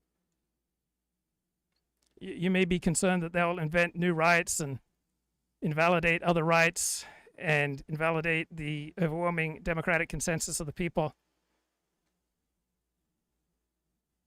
All right, guys, we need the rule of law here. We need judges to have unlimited power to be able to check any executive or legislative or referenda. Now, you might ask, who balances the power of judges? What is the check on their power? Don't ask these things. You're a bad person. Right? Any kind of attempt to provide a balance against unlimited judicial power, that's unconstitutional, guys. That violates the rule of law. Right? Constitutional amendments to overrule court decisions, that's violating the rule of law. I hope you're not thinking this way. Here is a piercing article in the New York Times. Harvard leaders see only bad outcomes ahead as they battle Trump. Shocking. I thought Harvard leaders' desire to battle Trump was all that was glorious and true and beautiful, and we deserve to give them, our financial and emotional support. Guys, won't you please donate to Harvard University? I think they only have like $55 billion. Won't you please give to support the rule of law? Now, outside of the fantasy world, Harvard leaders only have bad outcomes ahead as they battle Donald Trump. Right? Harvard can choose to keep fighting, or Harvard can choose to seek a deal with Donald Trump. Either way, they're going to lose a lot. So Harvard's leaders realize that any choice they make will change the identity of Harvard and will diminish their status and their power and their privilege. Won't you please help protect the privilege of the crew at Harvard University? I mean, Harvard has been soaking in acclaim from the critics of the White House and how good and just that is. Thank God Harvard stood tall, stood strong, right? Harvard is leading the resistance against our fascist executive, right? It refused a roster of intrusive demands that took our fascist government to court last month. Think how brave Harvard University is. They are fighting the fascists, guys. Right? Legal experts tell us that Harvard has a very strong case. They are backed by a team of elite conservative lawyers. They're going to win back billions of research dollars that the government had wrongfully stripped away, violating the rule of law. Right? We must cheer on Harvard's unusually sharp public tone as they fight against Donald Trump's fascism. Congratulations to Harvard for refusing to relinquish its constitutional rights to Trump's fascism. But, shockingly, the rhetoric that we're hearing publicly is not co-equal with truth. Harvard's leaders recognize that this crisis may well last until President Trump is out of power, and then last beyond that if Trump's successor wins power. And even if Harvard wins in court, the university will still have enormous troubles that may force the nation's oldest, wealthiest, and most prestigious university to rethink its identity and scale and think about how uncomfortable it is to do that. Won't you please stand up, support anything you can give, guys, to protect Harvard's privilege? No matter what happens, no matter what path Harvard faces, Harvard will have significant cuts to its prestige, its status, its power, its research, its workforce, its preeminence. All right, without a sprawling research apparatus, Harvard will become more like a small teaching-focused liberal arts college, and think about how bad that would be for America.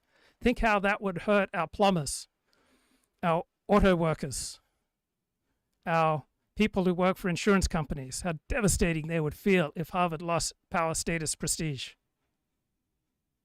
So, in reality, leaders of Harvard must either work with Donald Trump or secure billions and billions of dollars from private donors. Right? Harvard has never faced a test like this. The only reason it is because Donald Trump, the fascist, is violating the rule of law. Right? Harvard has cherished its independence, its swaggering pride, its record of academic excellence. Harvard thought it was immune to the power of the situation and the event. But now this fascist vulgarian, Donald Trump, has reveled in unleashing chaos that will be impossible to contain as long as he sees Harvard as a target. Right? Trump is intensifying the clash. He is threatening to choke off grant money to Harvard indefinitely. There is no political figure I can think of who is at ease with uncertainty and chaos as much as Donald Trump. Right? Donald Trump has the power to make life unpleasant for the pleasant, beautiful, true, and just people at Harvard. Even while he violates the rule of law, and a court determines that he's violating the rule of law, he can still make life very unpleasant. So don't be dead right. You can insist on being right, and you can suffer very unpleasant consequences. Right? These Trump actions have set in motion changes that will not be undone. Harvard is in a very nasty position. Won't you please help? What can you do to help Harvard? I think that's what we all need to think about right now. Through May 4th. Come on. They asked me in a benefit something that I've not yet Oh my God! I've met Mr. Langone, and I'm stunned to hear he's retiring because he's one of the highest energy individuals I've ever talked to. So, congratulations to them both, and I'm sure they'll both stay active in one way or another. I love his life stories. Yeah. He wrote a book called I Love Capitalism. It's the only time that he and I are acquainted is that I interviewed him probably 5-7 years ago on his book, which I really got a kick out of. And there's some vignettes in that book that you would really enjoy, including one of the big breaks that he got in life was to become Ross Perot's banker. Yeah. And when he gets a meeting with Perot in Texas, he's told, be on time, do not overstay your welcome, and don't cuss. Yeah, I knew that one. Don't swear in front of Mr. Perot. Right. So, and then he tells the story of what happens when he's in his company, and it's a real good story. How are you? You seem busy as hell. I'm busy. Launched my new show on the Megyn Kelly network called Next Up, different part of my body, and then a guest this week, Rand Paul. Just telling you who's on. They're all available to listen to again. So doing for a select group of people. It's very expensive. Get it. And what's most on Mark Halperin's mind, then we will open the telephone lines. So Mark Halperin yesterday wrote, I'm increasingly confident I am correct in dividing the everything of Trump into two buckets, tariffs and all the rest as it pertains to the success and failure of the administration and the fate of the planet. So you're telling me tariffs are big casino and there's a lot on the line. We've never seen anything like a president making a decision this fateful, and his supporters say it's going to change America for the better with maybe a little bit of short-term bumpiness. And the detractors who range from, the guy who owns the toy store in my neighborhood to titans of Wall Street to, people all over Europe and the world, say it's already too late, even if you shut them down now, to save us from recession or severe economic dislocation. I really don't know how this is going to end, but what I do know is it's such a fateful decision. It's either the most injurious own goal of American political history, or a brilliant and bold and long overdue step. And as they say in the journalism business, only time will tell.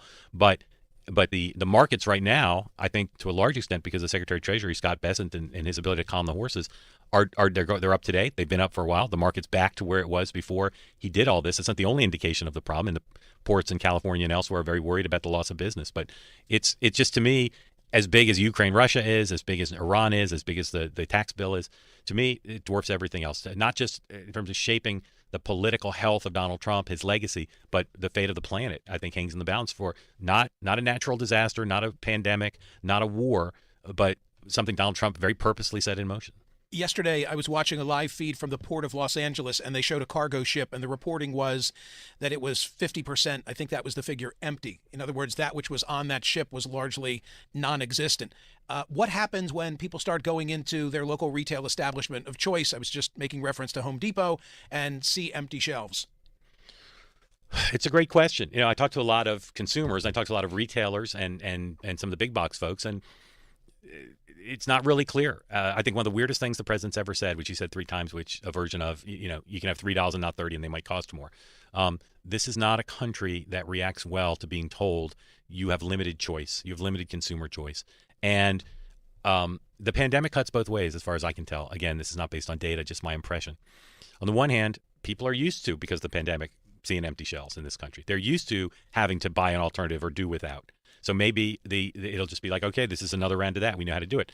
It could also be, no, we went through that. We're not going back to that. We didn't like that. I don't know which way it will cut, but I certainly think that that the politics of this for the president and the pressure, particularly from Republicans on Capitol Hill, many of whom are very unhappy. I interviewed Rand Paul yesterday, and he said he can't find a single person in Kentucky who thinks this is a good idea. They're all against the tariffs, even industries where you might think they would like this as a potential change.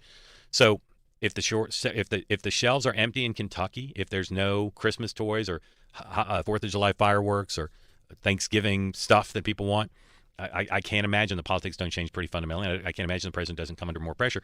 A lot of stuff's made in China. I read the other day 1 in every 3 things made in the world is made in China, but the percentage of stuff we get from China is not that high. It's a lot of stuff, but it's not 33%. So of the stuff we consume. So it's possible that if they can strike some of these bilateral deals, if they can get a coalition of the willing against China, maybe people will say, well, these empty shelves are just short term, assuming that happens.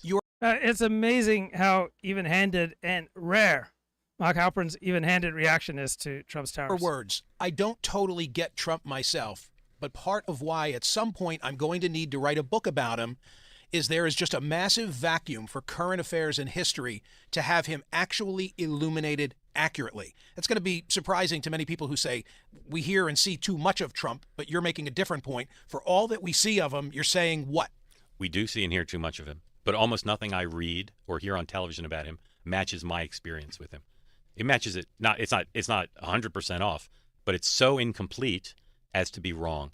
And I don't quite understand why that is, because there are plenty of people who write and talk about him who've had more access to him than I've had. I started dealing with him, about 15 years ago, but I haven't spent a lot of time with him lately.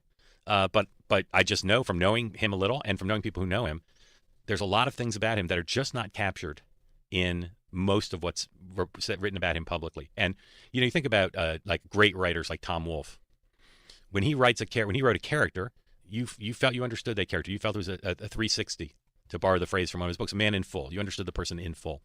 I rarely read anything about Trump, and Peggy Noonan is the person I go to say she does it, but she's rare. It's rare that you read or hear anything about him that I think captures him. And every time I make that point to anyone who knows him really well, who's worked with him or is his friend, they say, you're absolutely right. You say that he is one of the most fatalistic people ever to walk the fate of the earth. I wasn't sure how to take that his outlook is personally fatalistic, or that so much of what he's involved with is existential. No, his outlook. And he says this on a lot of occasions, but I don't think people note it as a significant enough a way of understanding him. People say, like Kristen Welker asked him, is there going to be a recession? He's like, I don't know. There could be. And people say, oh, he's predicting a recession, or he doesn't care if there's a recession. Fatalistic. If you said, are you going to be alive tomorrow? I'm fairly confident he'll say, I don't know. Might not be. Death of his brother, death of his father, I think play a role in that. The bankruptcy of his businesses, right? He just has this extremely fatalistic attitude where people say, well, the chances of X happening are so low we shouldn't even think about it. And his attitude is, in effect, If it's not zero, you got to think about it. Could happen. It's not zero. Mark Halperin writes, take the amount of influence and power you think J.D. Vance and Stephen Miller have and at least double it. I saw that line and I thought, what does Mark think about Marco Rubio and the perception of power and influence that he has? Well, it's also quite high. My monologue on Next Up is about, as I said, how do you get influence with Donald Trump? Who gets to be in the king's ear? Who gets to be ascendant as opposed to static or descending? And those three guys all have the things you need, which is loyalty, the support of MAGA, right? When they need to have MAGA have their back, MAGA has their back. Go on Fox News a lot and share the message, and loyalty, and also fulsome praise of Donald Trump in public and in private, and be around but don't overstay your welcome. These are some of the things. Rubio is very powerful. Obviously, he wouldn't have been given the first person since Henry Kissinger to be both the Secretary of State and National Security Advisor. But Rubio and Miller, they're so influential. And what's the Miller appeal to Trump? Well, the things I said, Miller, 10 years ago when I first met Stephen Miller, he was the anonymous aide to a relatively obscure senator named Jeff Sessions from Alabama, who was the first senator to endorse Trump. And Miller quickly moved from being an advisor to Sessions to being an advisor from Trump. And occasionally, early on in the Trump campaign, I would sometimes be in a van with Miller while we would go from one event to another. It's where I first met him and talked to him a bit. And from that moment on, again, just over the course of a decade, he's not only risen to be one of the most influential people in this government, but he has a consistent record of understanding what Trump wants from a policy, press, and personnel point of view. People may not know or remember, on the campaign trail, he would often introduce Trump. He would often give a warm-up speech for Trump, not something most policy staffers do. I found them a little manic and unorthodox, but Trump loved them because he knows where the political erogenous zones are of MAGA, and he talks about America first, not like a hired gun. He talks about it like someone who has MAGA blood coursing through his veins, and Trump loves that because there's not a lot of people who make that standard. I thought it was interesting that Trump, when he finally extinguished the 2028 talk, although noting they're going to still sell the merch, it was Rubio and it was J.D. Vance that he referenced. Yeah. Understanding why Trump named the two of them is impossible, and I don't even know if Trump could tell you. I know from my reporting and just studying Trump, you wouldn't need to do much reporting. He wants to play a role not just in picking his successor, but in screwing the Democrats as much as he can by being involved in their process, by elevating people, knocking people down, trying to just make it as the odds as low as possible that whoever the Democrat is, they lose. And I think right now, Trump is another way that people don't understand Trump. He's a longtime student of both the presidency and presidential campaigns. Knows a lot about them, studies them, fascinated by them, well before he became a candidate. And I think he's right to single those two guys out in the following sense. I think that they are the first tier. They are the first tier. And if you said, well, who's the person who's most worthy of being in the first tier if there were a third person? It's very hard to say. I don't think there is anybody. I was playing with a Smirconish.com polling question that I've not yet done, but just for shits and giggles, asks people to handicap the GOP nomination. All right, Steve Saylor has a thoughtful essay deconstructing the New York Times article. Headline, the Pope's neighborhood was ethnically cleansed by criminal violence. And Saylor notes the most important facts are often found at the end of New York Times articles. So white flight. Heard of white flight? Well, that's the put down. That's the pejorative used to dismiss the lived experience of the many millions of white Americans whose neighborhood flipped from white to black in the second half of the 20th century.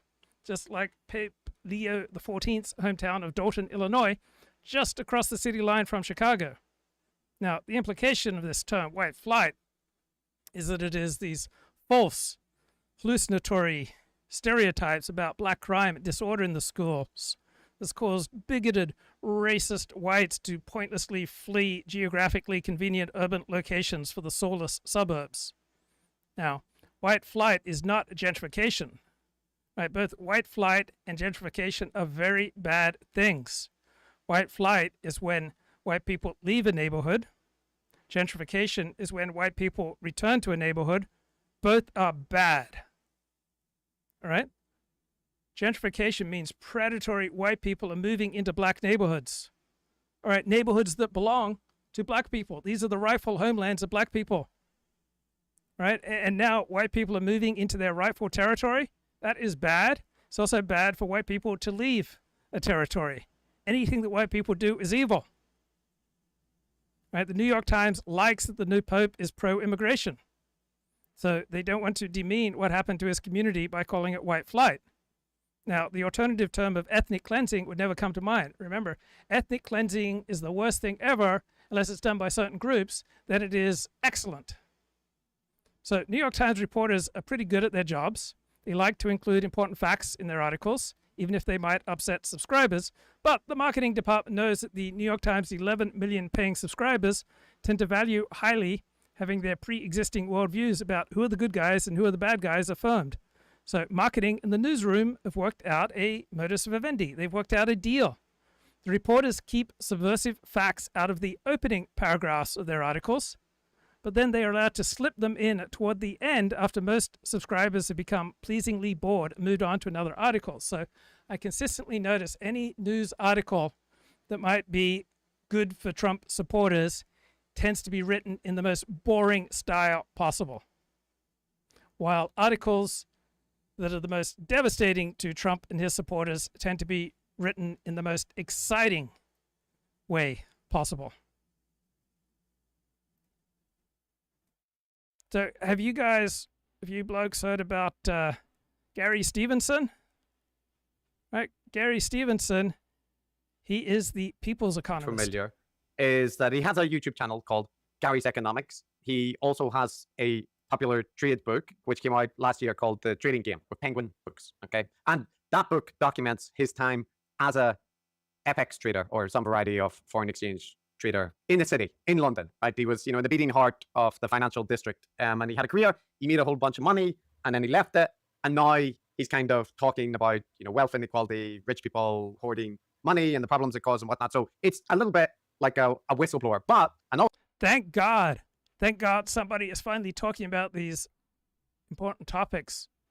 I mean, why is there this wall of silence about these topics in elite news media and elite circles and elite academic hallways? Why? I need to know. An important feature is that, as Gary likes to highlight, he is from a working class background, right? And he very much, his presentation is highlighting that. He makes his videos in a kitchen with like Jaffa cakes, wearing a hoodie, and speaks with a distinctive London twang, which you'll hear in the clips. I recognize this from living in London. You may not know it, Matt, but I myself am someone with a non-standard accent in the UK. So, an outsider in elitist institutions, I understand. Maybe I understand better than most, Matt, this presentation, okay? Well, I've been listening to Gary's Economics for a while now. I listened to a few episodes long before we even had any thought of covering him in Decoding the Gurus. It was recommended to me by a colleague who likes the cut of his jib, or did. And I also noticed the accent, Chris. I know my English accents. Okay. And look, I think it's fair to say, as it says on the tin, Gary's Economics, he is kind of explaining economics to the layperson, explaining how it works. But it's fair to say the general theme is that it's kind of rigged against you, rigged against the little guy. If I want to send one message, it is that. So if you have a message that the system is rigged against you, the listener, that is an enormously popular message, right? You can't go wrong with that message, right? That's a great way to build up status and income in whatever community you're trying to appeal to. The game is set up in a way that you are being robbed of your wealth, and there's very little you can do as an individual to stop that. But no matter how much they rob you of your wealth, they can't rob you of your dignity. Guys, I'm fighting for you. The elites are trying to screw you. The system is trying to screw you. I'm here fighting for you. Won't you support me on Patreon and check me out on Locals, which I'm not on Locals, and join my YouTube channel so that you too can understand the lessons of the Holocaust. And it's not your fault that you live increasingly in poverty. The game is being set up such that the majority of this country increasingly will live in poverty. But right, your problems are not your fault. It's the fault of nefarious elites and nefarious institutions that have rigged the game against you, and I'm fighting as hard as I can on your side. Won't you help support my fight for truth, justice, the American way? you can realize that that's not failing you as an individual. That is the result of a rotten system. It is the result of a rotten system. And I think people can deal with poverty. I know poverty is not easy, but I grew up in poverty and it was hard. But what affected me in many ways more than the poverty was the judgment. So don't judge yourself harshly and don't judge other people harshly because it's a system that's broken. And you should be proud of the work that you do, and you should be proud of what you do to support yourself and to support your family and support the people around you. Because I think once we manage to shake off this judgment and this idea that it's our fault, then we can start being proud of ourselves and each other and seeing the game for what it really is, which is a broken game that we have to fix together. And that, the theme is that the inexorable trends of the system will lead to the rich getting richer and the rest of us struggling. Yes, that's right. And the kind of aesthetic of it, if you look at his little profile picture on YouTube, he's got like a beanie on with like fingerless gloves. He looks like a kind of modern day vegan, right? Like, kind of man of the street, telling you like it is. And these elite fat cats, he went into the Dragon's Den and he played the game better than the ones that were born with a silver spoon in their mouth. And he's going to tell you the things that they don't want you to know. That's a little bit the kind of framing of things, right? So the titles of popular videos that I see: what does Elon Musk want? How to get rich? The week Trump nearly crashed the world economy. Why aren't we all getting rich from compound interest? Why Labour and Trump will both feel the future of house prices? This kind of thing. So it's like a political and cultural commentary, but with an economic spin to it. Now, what we looked at were a couple of sources. One was, why is inequality ignored? This is part of a Understand the Economy series, part 3. And this is a theme that he touches on quite a lot. So this seemed worth covering as illustrative of the kind of output. I also clipped from an interview he did with Novara Media. Everything they tell you about the economy is wrong. Aaron Bastani meets Gary's economics, right? And lastly, his last video, signing off, how close are we to winning higher taxes on the rich, right? So he's taking a bit of a hiatus. So he made a little video to say, where are we with the channel? What's going on? So that's the sources I've mainly clipped from, and a couple of other things, right? I don't think we're going to have much of a problem with the idea that the content we're covering isn't representative, because I've listened to a bunch of episodes, and I think it's fair to say the same messages, the same points tend to come up repeatedly. Indeed, the same references to his own abilities and backgrounds, they tend to get repeated as well. So I think we've got no trouble with the representation of the content. Okay, that's right. And just to note, Matt, since you mentioned that, I think it's worth probably telling people I didn't have to do this. So it's not something I've got to do all the time. All right. But I listened to the entire audiobook of the Trading Game. So I inevitably have be colored for that, for good and bad, in terms of background knowledge. But I could tell you Gary's background quite well from that book. Is that he presents it as that he came from a very working class background in Ilford. And when I say working class, it includes things that he didn't have a shower, he had to connect the hose pipe to make the shower work, didn't have a table to study on, had to use a plank of wood, right? There are issues of this which seem to be somewhat self-mythologizing, because, I'm not from a stunningly well-off background in Belfast, and I found few people that I knew in my network that did not have access to tables. But nevertheless, set that aside. But then he basically is very good at maths and this kind of thing, and then gets into LSE, this prestigious, economic elite university. And there he's also top of the class in certain respects, doing maths fantastically. And he wins this game, this kind of trading game organized by Citibank. He beats everybody in the game and then gets offered a job as a trader. And then the book is detailing his life as a trader and how he becomes super successful, a millionaire, and then eventually ends up leaving the bank, getting in a war with the bank about getting a payout and whatnot. And at the end, he's leaving the bank to go work for a charity, having kind of beat the system in a way. Not in general, just for himself, right? So that's the kind of tale that it weaves. Yeah.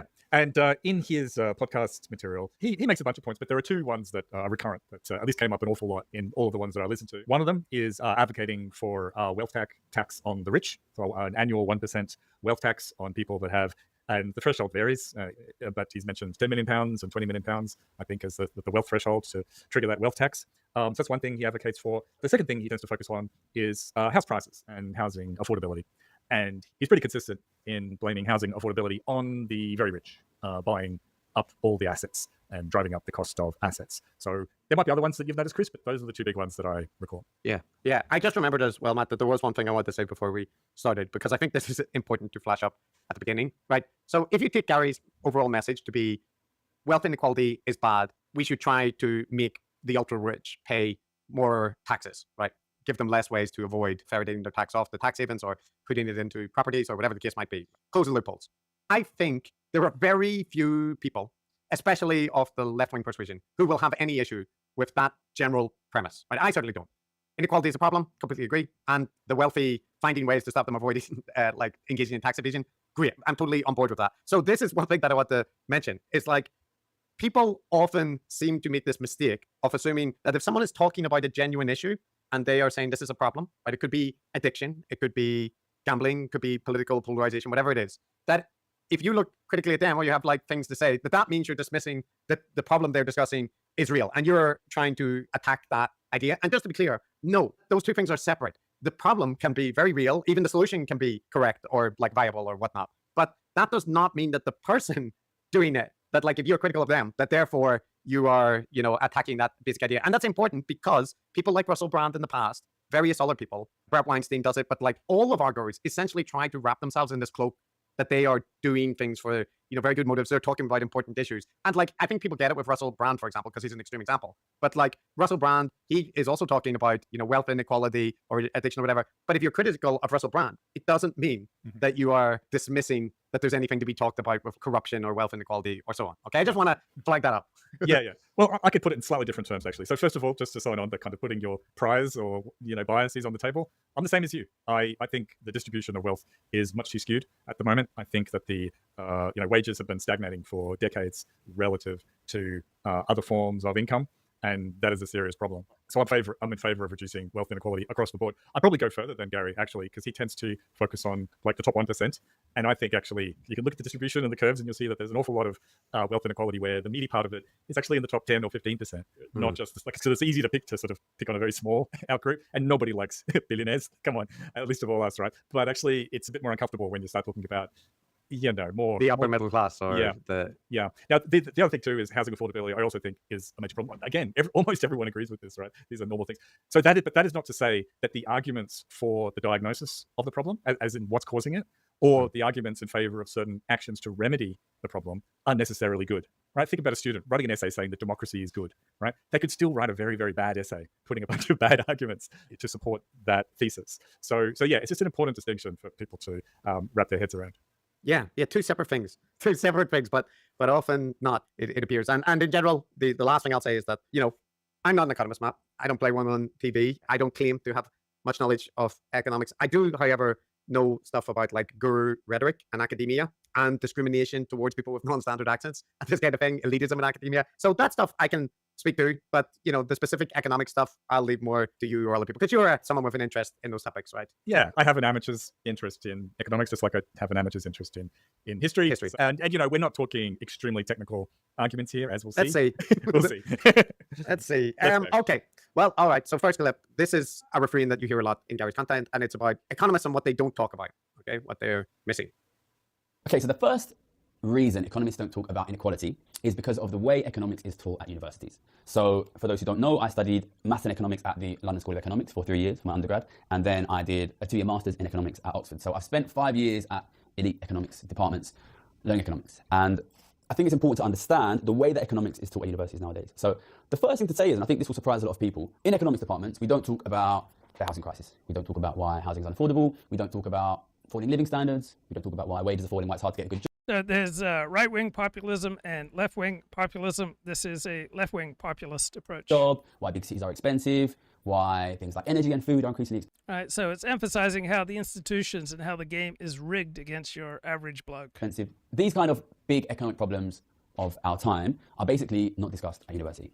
So he's been to the elite school. LSE and Oxford. Yep. And he's gotten very good grades there, as he's mentioned many times. And they never ever talk about, inequality, housing affordability, that kind of thing. Yeah. So just to say, Matt, this surprised me when I heard this claim, because although I'm not an economist, right, I did go to a university that had people studying economics, SOAS, where that was topics that were covered on economics courses. And amongst the Patreon responses, we had some people that have studied economics in different institutions, and they were quick to point out that they also had studied, these topics. And just doing a quick cursory look around economics courses, you can find these kind of topics being covered. So his claim is quite a broad one, right? It's saying that economists aren't interested, but essentially they're not interested in things like inequality, housing crisis, all these kind of, the things that actually matter to people in their lives. So that's quite a claim to make. Well, it is a surprising claim, because the London School of Economics has a Centre for the Analysis of Social Exclusion, and it also has the International Inequalities Institute. So it has a couple of research institutes specifically dedicated to that topic. And again, you can do a little bit of a look around, like I did, and find that not only is there whole subdisciplines of economics that are specifically focused on inequality, both within nations and across nations and all kinds of stuff, but some of the very influential, like paradigm-shifting economists who focus on inequality are actually at the LSE. So now, that doesn't mean, of course, that an undergraduate who's doing a thing that they probably with a focus on trading, foreign exchange markets and things like that. They might not take those units, but it is a sweeping claim that he's making, and that is not true. If you think we're reading too much into an offhand comment, he goes on. So what economists don't care about inequality, housing crisis. What kind of thing are they doing at university then? So what do we do at university? The main thing is we do maths. So economics nowadays is a very, very heavily mathematized subject. If you don't have a very good maths A-level, you basically can't even get into university to do it. And then when you get into the university, it's just very, very, very heavily mathematical. And once you go into postgrad especially, it's extremely phenomenally mathematical. And it's not easy maths. You're doing kind of a lot of algebra, a lot of simultaneous equations, but basically it's a math subject at this point. And it's important to say that the maths is not easy. So I had a maths and economics undergrad, and I was very good at maths as a kid. But then when I went to do my postgrad at Oxford, even though I was very good at maths, I found the maths quite difficult. And if you want to succeed, if you want to get good grades, you really, really have to spend a lot of time memorizing the maths, basically. You have to do a lot of maths, and it's very, very tricky maths. Okay, there's a lot of maths there at the postgrad level, more advanced maths. I do know that this is often what economists like to say as well about like the level of their mathematical competence. But in any case, he is endorsing the internal claim of the economics discipline, which is, we do maths and modeling in a better way than most of the other social sciences. Not in a better way, in like a more advanced way. But obviously there's a critique in it, which is that he's pointing out that, they might be getting a bit caught up in their models, right? And he'll spell this out in more detail in the next clip. And the context for this maths is they basically build a model, like a model economy, and everything affects everything else. So if we cut the interest rate a bit, what does that do to GDP, for example? Or if people suddenly start spending less money, trying to save more, what does that do to inflation? This kind of thing. If the government suddenly raises taxes, how does that affect the economy? And you build this kind of mathematical model. It's like a toy model, like a kind of game in a way. We raise this a little bit, that falls, this thing rises. And that's the kind of model that is basically used in modern economics. But of course, when you build a model, you can't include absolutely everything that exists in the economy. You have to make some simplifications. Some things will be included, some things will not be included. And the models which we study at universities nowadays, one of the big simplifications is that there is no inequality in the model. In fact, it's more than just that there is no inequality in the model. There is only one person in the model. So these models are what they call representative agent models. So rather than looking at 6 or 7 billion people in the world, or like 66 million people in the UK, or 300 million people in the US, they say, to make the model simpler, we are just going to look at one representative person, so the average person in the whole economy. So all you care about is averages, right? You're just looking at one average person. And of course, if we change the distribution, if I take some wealth from you and give it to Bill Gates, or if I take some wealth from Rishi Sunak and give it to you, that changes the distribution, but it doesn't change the average. So basically, once you build this model, which only looks at the representative agent, which is the average, which is the aggregate, it's not only that there is no inequality in the model, there is not even any possibility for inequality in the model. These are models of averages, these are models of aggregates. Well, once again, Chris, it's very easy to fact check this. Look, of course, there's a huge variety of models that get used in economics, just like in any discipline. You might have There's only one type, Matt. For judging from this sounds very bad. This sounds like a big problem. If economists are only using a model that can only have a single agent in it, and they only care about averages, so they can't even look at interactions, right? This is what the hell are you talking about? This is a huge problem for the discipline. Now, I know that there are models that don't involve agents at all, right? That just are about interest rates and macroeconomic things, right? So that could be true. There might be some simplified ones that involve homogeneity, and I think he's referring to representative agent models. This is based on this is my Googling and stuff. So these can be useful for certain kinds of things, but he's ignoring the fact that there are heterogeneous agent models, there are microeconomic models, and there are all kinds of complex models that are used. What? This is shocking. Are you telling me there's overlapping generations models that can study intergenerational transfers and wealth accumulation, or that there's human capital and skill-based models that look at skill-based technological change? And you said you weren't confident with your economics, Chris. Look at you. You sound like you know so much. Keynesian and Colakian models, Goodwin cycles back, the people concerned about this. The ones that I knew about before I went down this rabbit hole of looking at all these different models was behavioral economics, right? That whole field, to my understanding, was challenging what economists often said was like beating up a straw man that nobody agrees with, the like homo economicus rational agent model, right? Where people are just profit maximizing machines, because what behavioral economics tends to show is like people are irrational. They do things like they engage in costly punishment, giving themselves like a economic disadvantage to punish people that aren't behaving well and whatnot. And but the thing is, when I looked at this, it wasn't hard to find like tons of information about models which are very different than what he talks about, and which explicitly do model inequality and are like responses to the limitations. And they're not like super advanced models that nobody talks about. No, they're They're really common. Well, even without Googling it, I straight away smelt a rat because I knew that they do modeling on the effects of particular kinds of tax adjustments, right? Because all tax is stratified, right? There's incremental tax brackets and things like that. There are things like consumption taxes, which apply to everyone equally, but actually turn out to be regressive taxes because poorer people spend more of their income on consumption, right? So the very basic stuff, like which comes up every election cycle in Australia, where they're always fiddling with the various taxes. Both parties are proposing different options. They absolutely do income-based heterogeneous modeling to take into account the differential patterns of saving and spending and all kinds of stuff across the spectrum of income and wealth. So it is just obviously the case that they do. Yeah, and there's an entire, there's also a set of economists that are collected together. I mean, there's Marxist economists and so on as well, right? But there are also a group of economists who tend to be very critical of the kind of neoliberal, market economic perspective. And they go by the title heterodox, right? It's kind of funny because, heterodox podcasters, but the heterodox economists, there's a lot of them. And it also includes figures that I'd come across a long time ago, right? Joseph Stiglitz, the guy that used to be World Bank man, right? He is in that category. So is Thomas Piketty, right? There's a huge amount of them that are critical of models that don't include various things or critical of various interventions that are favored in certain economic schools. So it's just that presentation that there aren't, there isn't debate and division in the field when economics to me is just a field like anyone. There's tons of debates. Well, one of the things that makes our ears prick up as decoders is when a figure is making a sweeping claim about academic or institutional orthodoxy, that they're all basically the same, that they don't care at all about X, right? And they're all fixated on Y. It's something we hear a lot. And I think that is what Gary is doing there. And one of my particular interests is actually modern monetary theory, which is one of those sort of heterodox, not quite mainstream alternative views about things. And it absolutely does focus on the effects of macroeconomic policy on heterogeneous groups, particularly labor. And these people exist. It is a diverse field with a lot of different perspectives. Yeah, so there's a different version of this critique, which says there's a mainstream academic orthodoxy in economics, which relies too much on representative agent modeling, and this is drummed into undergraduates more strongly than alternative models. That's a different critique, right? And that's one that you could say, all right, that's a reason, but that is not what this level of rhetoric sounds like. What this sounds like is they are brainwashing you into this model, and they don't even want to address those issues, right? And again, I've got another clip that will highlight the degree to which this is being presented as the kind of complicity of the economics field in this endeavor. Which is why when modern economists who've been to these elite universities think about the economy, they tend to think about them in terms of averages or aggregates, so that they're obsessed with the big aggregate measurements of the economy. For example, GDP is, of course, a classic one, unemployment, inflation, central bank interest rates, level of government spending, level of government taxation. These are things which you can measure on an aggregate economy, but they're nothing to do with how is one person affected versus another person. As soon as you take a model and you make it representative agent, a model of the average person, this model can't say anything about distribution, it can't say anything about this group of people is winning, this group of people is losing. We can't say anything like that in these models. So I think this is really interesting, right? Because if you want to be an influential economist in the world of policy or academia, you are going to have a PhD, right? So you're going to have 3 years undergrad, 1 year, I did 2 years master.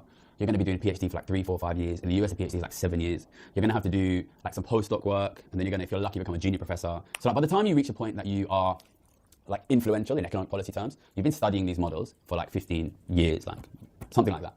And the fact that these models don't include any distribution, don't include any inequality, that doesn't explicitly say we don't think inequality is important. But what does it do to a person who has devoted most of their life to the study of economics?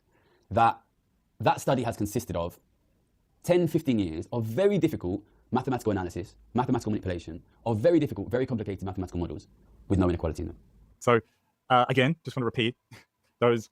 Okay, that's Decoding the Gurus, hosted by a couple of left-wing academics. They're taking down a left-wing populist economist, Gary Stevenson, who styles himself as the people economist.